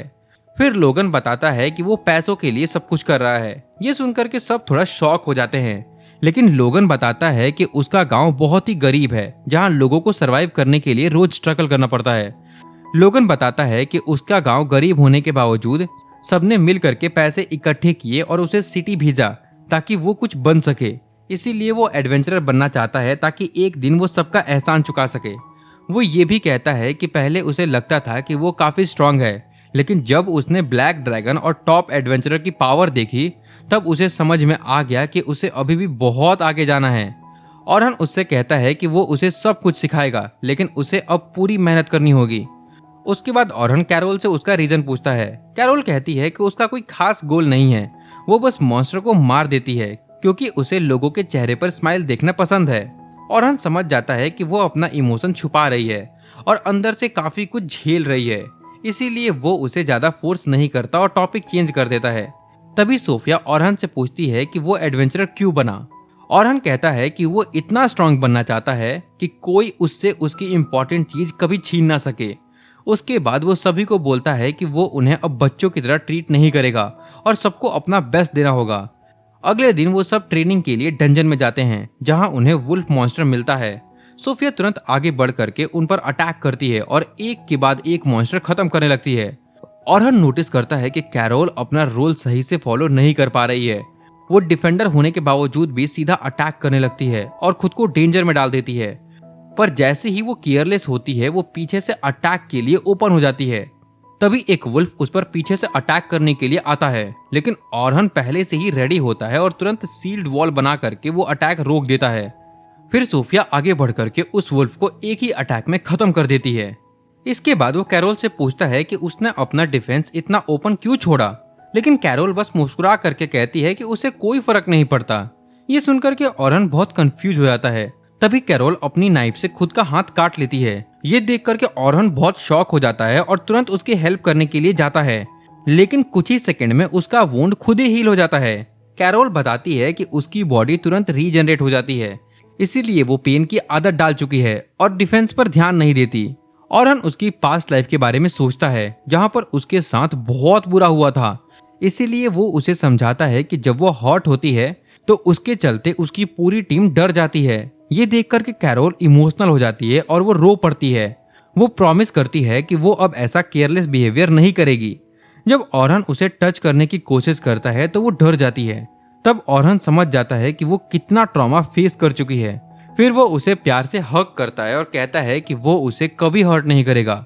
अगले दिन वो सभी की प्रॉपर ट्रेनिंग शुरू करता है, जहां पर वो कैरोल को सिखाता है कि अटैक्स को डॉज कैसे करना है। लोगन को स्पीयर यूज करना सिखाता है ताकि वो और स्ट्रॉन्ग बन सके। दूसरी तरफ सोफिया को और डिफरेंट स्पेल्स के साथ प्रैक्टिस करवाता है और इसी तरीके से वो लोग लगातार कुछ दिनों तक ट्रेनिंग करते हैं। अब विल लोगन को ट्रेनिंग देते हुए दिखाई देता है क्योंकि स्पीयर कॉम्बैट में वो ऑरहन से भी बेटर होता है, जबकि ऑरहन कैरोल और सोफिया पर फोकस करता है जो कि हर दिन के साथ इम्प्रूव हो रही होती हैं। कुछ टाइम के बाद ऑरहन उनकी ट्रेनिंग से सेटिस्फाई हो जाता है और कहता है कि अब सबने बेसिक ट्रेनिंग कंप्लीट कर ली है और अब वो नेक्स्ट लेवल पर जा करके आसानी से क्लियर कर सकते हैं।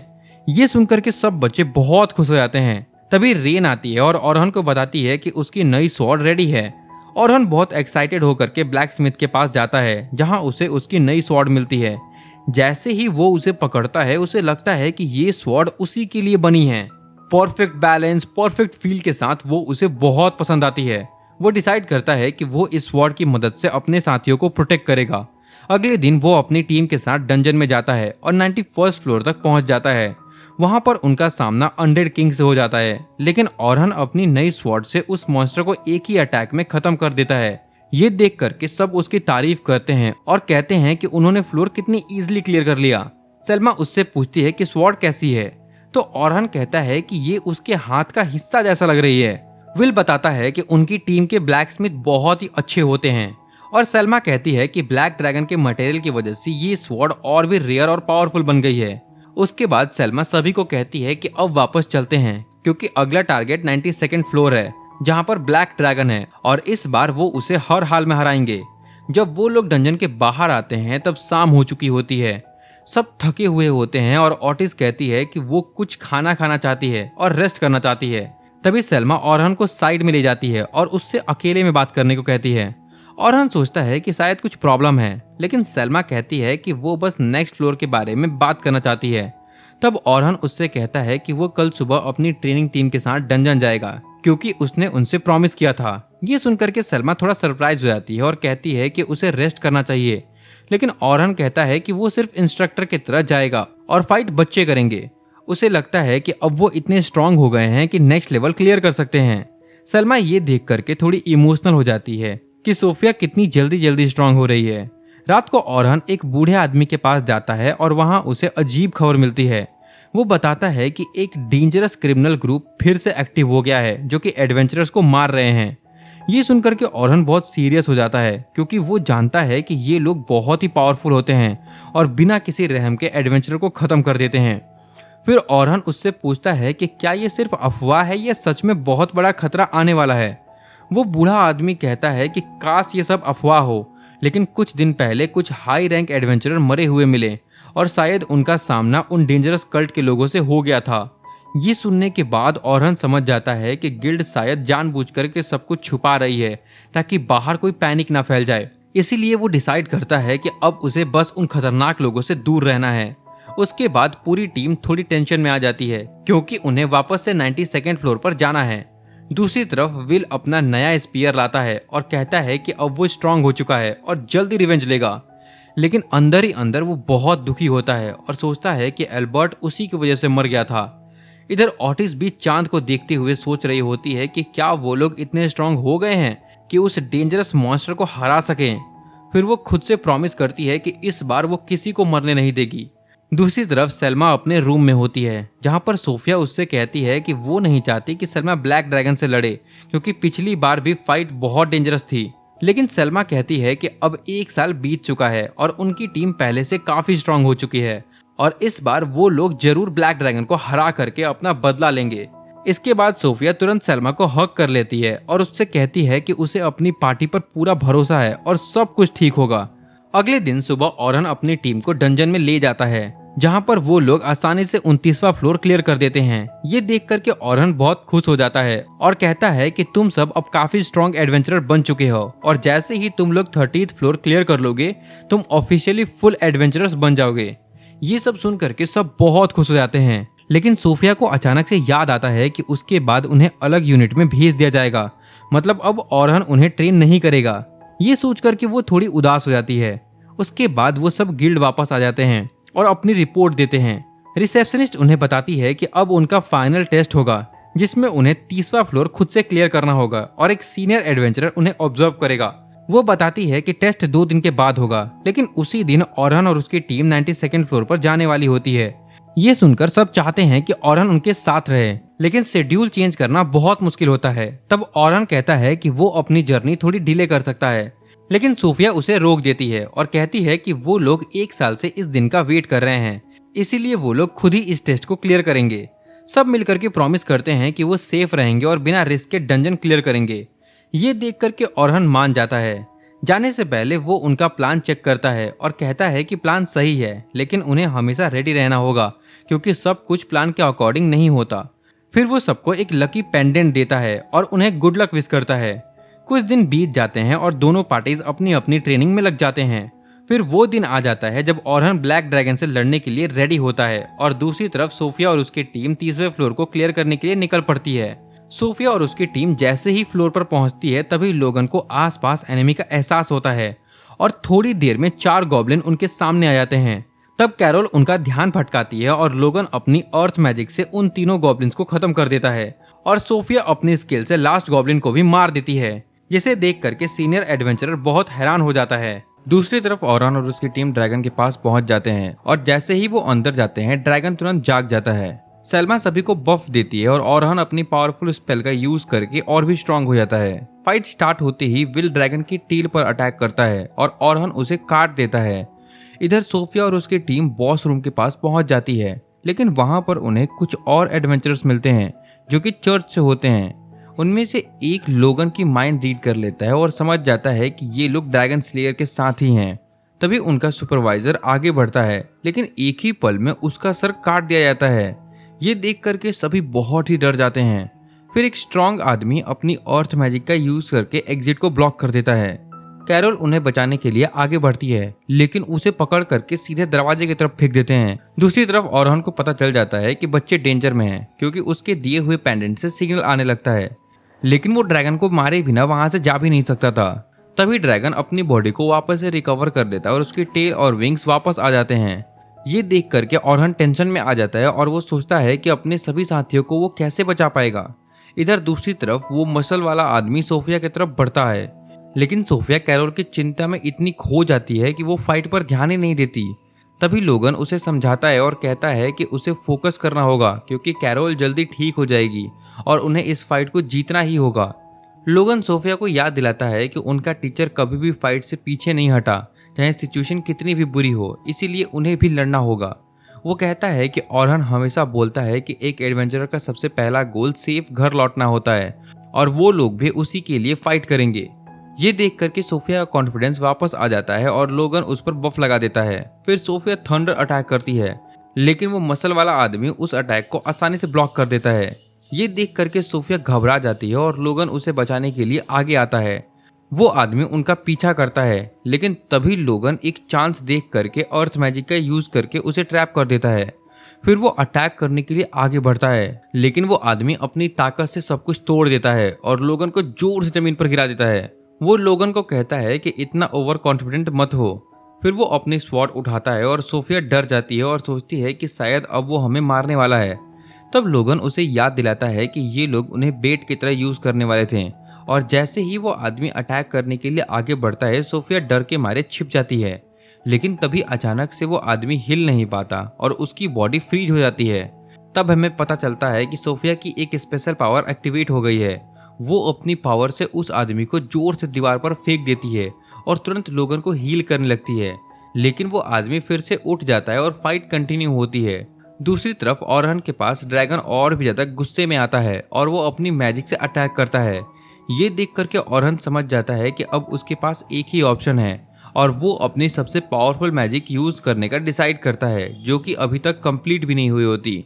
तब ऑरहन अपने ब्रेसलेट में स्टोर स्पेल को एक्टिवेट करता है और उसकी स्वॉर्ड पूरे डार्कनेस से कवर हो जाती है। उसके बाद वो ड्रैगन की तरफ चार्ज करता है और उसके अटैक्स को डॉज करते हुए उसके लेग पर फुल पावर से अटैक कर देता है, जिससे एक ब्राइट फ्लैश होता है और ड्रैगन जमीन पर गिर जाता है।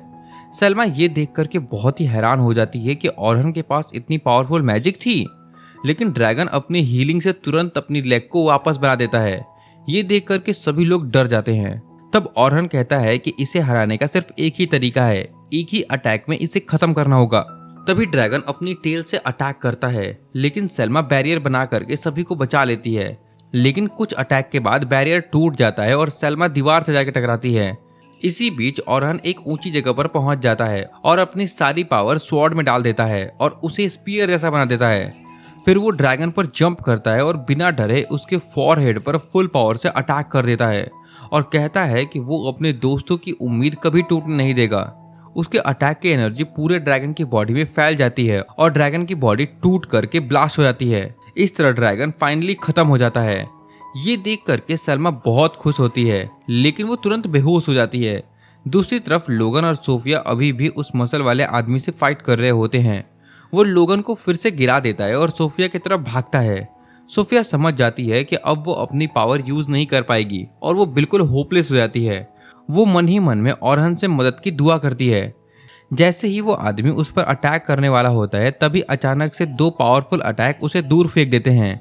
सब बहुत हैरान हो जाते हैं और सोफिया मुड़ करके देखती है तो वहां पर ऑरहन आ चुका होता है। ये देख करके सोफिया रो पड़ती है और ऑरहन उसे हक करता है और कहता है कि लेट होने के लिए सॉरी, तुमने बहुत ही अच्छा सर्वाइव किया। फिर वो लोगन और कैरोल को अपने पास ले आता है और कहता है कि अब सब ठीक है और बाकी सब वो खुद हैंडल कर लेगा। इसके बाद वो अपने स्टूडेंट्स के आसपास एक स्ट्रॉन्ग बैरियर बना देता है और कहता है कि फाइट जल्दी ही खत्म हो जाएगी। सोफिया ऑरहन से पूछती है कि क्या वो गुस्से में है, जिस पर ऑरहन कहता है कि हाँ, लेकिन वो खुद पर गुस्सा है क्योंकि वो अपने स्टूडेंट्स को बचा नहीं पाया जब वो डेंजर में थे। फिर वो उन एडवेंचरर्स से पूछता है कि उन्होंने सोफिया और दूसरों को क्यों हर्ट किया। तब उनमें से एक बताती है कि वो लोग उन्हें बेट की तरह यूज करना चाहते थे ताकि ड्रैगन स्लेयर को बाहर ला सके, और अब वो यहाँ पर आ चुका है। ये सुनकर के ऑरहन बहुत गुस्से में आ जाता है और अपनी स्वॉर्ड निकाल लेता है। दूसरी तरफ वो लोग भी फाइट के लिए रेडी हो जाते हैं और कहते हैं कि वो ह्यूमन से लड़ने में एक्सपर्ट हैं, लेकिन ऑरहन को इससे कोई फर्क नहीं पड़ता और वो फाइट स्टार्ट कर देता है। जैसे ही वो अपना हाथ आगे बढ़ाता है, कियोन समझ जाती है और साइड में हट जाती है, लेकिन बाकी लोग उसकी ग्रेविटी मैजिक से फंस जाते हैं और हिल भी नहीं पाते। तब ऑरहन थंडर अटैक करता है और उन्हें तुरंत खत्म कर देता है। अब सिर्फ कियोन ही बची होती है और वो ऑरहन के अटैक को आसानी से रोक देती है। ये देख करके ऑरहन भी थोड़ा सरप्राइज हो जाता है। तभी कियोन एक पावरफुल ब्लिजार्ड अटैक करती है और ऑरहन को पीछे ढकेल देती है। फिर वो एक पावरफुल स्पेल का यूज करती है, लेकिन ऑरहन उसे ब्लॉक कर लेता है। ये देख करके उसके स्टूडेंट्स भी टेंशन में आ जाते हैं। ऑरहन सोचता है कि ये लड़की इतनी जल्दी इतनी पावरफुल स्पेल कैसे यूज कर रही है। कियोन भी उसकी तारीफ करती है और कहती है कि वो चाहती थी कि ऑरहन उसकी टीम ज्वाइन करे, लेकिन ऑरहन सीधा मना कर देता है और कहता है कि वो किलर्स का साथ कभी नहीं देगा। फिर वो उससे पूछता है कि वो एडवेंचरर्स को क्यों मार रही है। क्योन कहती है कि वो मजबूर है और सिर्फ टाइम बाय कर रही है। ये बात ऑरहन को समझ नहीं आती और वो कहता है कि अगर ऐसा होता है तो उसे ये सब छोड़ देना चाहिए। ये सुनकर कियोन गुस्से में आ जाती है और चिल्लाने लगती है और कहती है कि तुम जैसे लोग इस दुनिया को बर्बादी की तरफ ले जा रहे हैं। कियोन की बात सुनकर के ऑरहन कुछ देर के लिए शॉक हो जाता है और चुप हो जाता है, लेकिन फिर कियोन फाइट को खत्म करने के लिए उस पर फायरबॉल अटैक करती है। ऑरहन उसे डॉज कर लेता है, लेकिन वो एक साथ कई फायरबॉल्स यूज करने लगती है। ऑरहन बस बचने की कोशिश करता है, लेकिन आखिर में एक अटैक लग ही जाता है और कहती है कि दुनिया को बचाने के लिए उसका सेक्रीफाइस जरूरी था। लेकिन तभी पता चलता है कि ऑरहन जिंदा है, क्योंकि उसने अपनी स्वॉर्ड को सीड बना लिया था। ये देख करके वो तुरंत अपनी स्वॉर्ड को वाइप बना लेता है और कियोन को बांध देता है और कहता है कि वो उसके गार्ड डाउन होने का वेट कर रहा था। कियोन छूटने की कोशिश करती है, लेकिन ऑरहन उसे टाइट पकड़ लेता है। तभी उसका हुड हट जाता है और उसका सिल्वर हेयर देख करके ऑरहन को अपनी बचपन की दोस्त कियोन याद आती है और वो लड़की भी उसका मैजिक पहचान लेती है। दोनों ही बहुत कंफ्यूज हो जाते हैं। फिर वो लड़की हंसने लगती है और कहती है कि शायद ये सब किसी और का खेल है और कहती है कि अब फाइट खत्म करने की जरूरत नहीं है और उसे छोड़ देने को बोलती है, लेकिन ऑरहन उस पर ट्रस्ट नहीं करता। तभी अचानक ऑरहन की मैजिक खत्म हो जाती है और वो लड़की फ्री हो जाती है।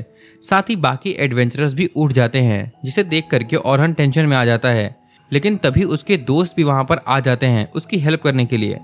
अब कियोन फाइट करना नहीं चाहती थी और कहती है कि वो सभी को छोड़कर जा रही है। ऑरहन भी ये सुनकर के चैन की सांस लेता है, क्योंकि वो अपने दोस्तों को रिस्क में नहीं डालना चाहता था। जाने से पहले वो कहती है कि अगली बार वो एनिमी नहीं होंगे और फिर अपने साथियों के साथ वहां से गायब हो जाती है। ऑरहन भी कंफ्यूज हो जाता है, लेकिन उसे खुशी होती है कि स्टूडेंट सेफ हैं। सब उसका थैंक यू करते हैं और लोगन पूछता है कि क्या वो उस लड़की को जानता है, लेकिन ऑरहन मना कर देता है। दूसरी तरफ कियोन अपनी सेफ जगह पर होती है और खुश होती है कि ऑरहन जिंदा है, लेकिन उसे ये पसंद नहीं आता कि वो एक एडवेंचरर है, मतलब अब वो उसका एनिमी है। और वो उस औरत को ब्लेम करती है जिसने उसकी लाइफ को कंट्रोल किया। उसे बताया गया था कि ऑरहन मर चुका है, लेकिन सच जान करके वो डिसाइड करती है कि वो उस औरत से बदला लेगी और अपना वो टाइम वापस पाना चाहती है जो वो बचपन में अपने दोस्त के साथ बिता सकती थी। दूसरी तरफ ओलिवर भी ट्रेनिंग कर रहा होता है और वो बहुत ही स्ट्रांग बनने की कोशिश कर रहा होता है, क्योंकि उसने सुना होता है कि ऑरहन ने अकेले ही ब्लैक ड्रैगन को हरा दिया है। ये सोच कर के वो बहुत ही ज्यादा हैरान होता है कि ऑरहन वो काम कैसे कर सकता है जो वो खुद नहीं कर पाया। तब फिली वहां पर आती है और उससे बात करने लगती है। वो पूछती है कि क्या तुम ड्रैगन को हराने के लिए ट्रेनिंग कर रहे हो या फिर ऑरहन से कम्पीट करने के लिए, जिस पर ओलिवर कहता है कि वो सिर्फ अपनी कमजोरी से शर्मिंदा है, इसीलिए ट्रेनिंग कर रहा है। फिली कहती है कि अब सब लोग ऑरहन को एक नया हीरो कह रहे हैं। ओलिवर को इस बात से जलन होती है, लेकिन तब फिली बताती है कि जल्द ही एक कॉम्बैट टूर्नामेंट होने वाला है। ये सुनकर के ओलिवर का मोटिवेशन बढ़ जाता है और वो कहता है कि वो ऑरहन को खुद हरा करके सभी को दिखाएगा कि असली हीरो कौन है। कुछ दिन के बाद ऑरहन अपने स्टूडेंट को फिर से बुलाता है और कहता है कि उनका लास्ट एग्जाम ठीक नहीं हो पाया, क्योंकि बीच में अनएक्सपेक्टेड एनिमीज आ गए थे। वो खुद को ब्लेम करता है कि उन्हें बचाने के लिए टाइम पर नहीं पहुंच पाया, लेकिन उसके स्टूडेंट्स उसकी बात से अग्री नहीं करते। वो कहते हैं कि अगर ऑरहन नहीं होता तो वो सब मर जाते हैं। तब ऑरहन कहता है कि ये सिर्फ किस्मत थी कि वो बच पाए, और अगर फाइट और चलती रहती तो सभी को नुकसान होता। वो कहता है कि पहले उसे लगा था कि वो स्ट्रांग है, लेकिन उसे समझ में आ गया कि वो अभी भी इतना पावरफुल नहीं है। फिर वो सभी को कहता है कि हाँ, वो लास्ट टाइम हार गया था, लेकिन अच्छी बात यह है कि वो जिंदा है और फिर से स्ट्रांग बन सकता है। ये सुनकर के सब अग्री कर जाते हैं और फिर ऑरहन उन्हें दोबारा डंजन में ले जाता है ट्रेनिंग के लिए। और इसी के साथ ये स्टोरी यहीं पर खत्म हो जाती है, मतलब कि सीजन 1 यहीं पर एंड हो जाता है।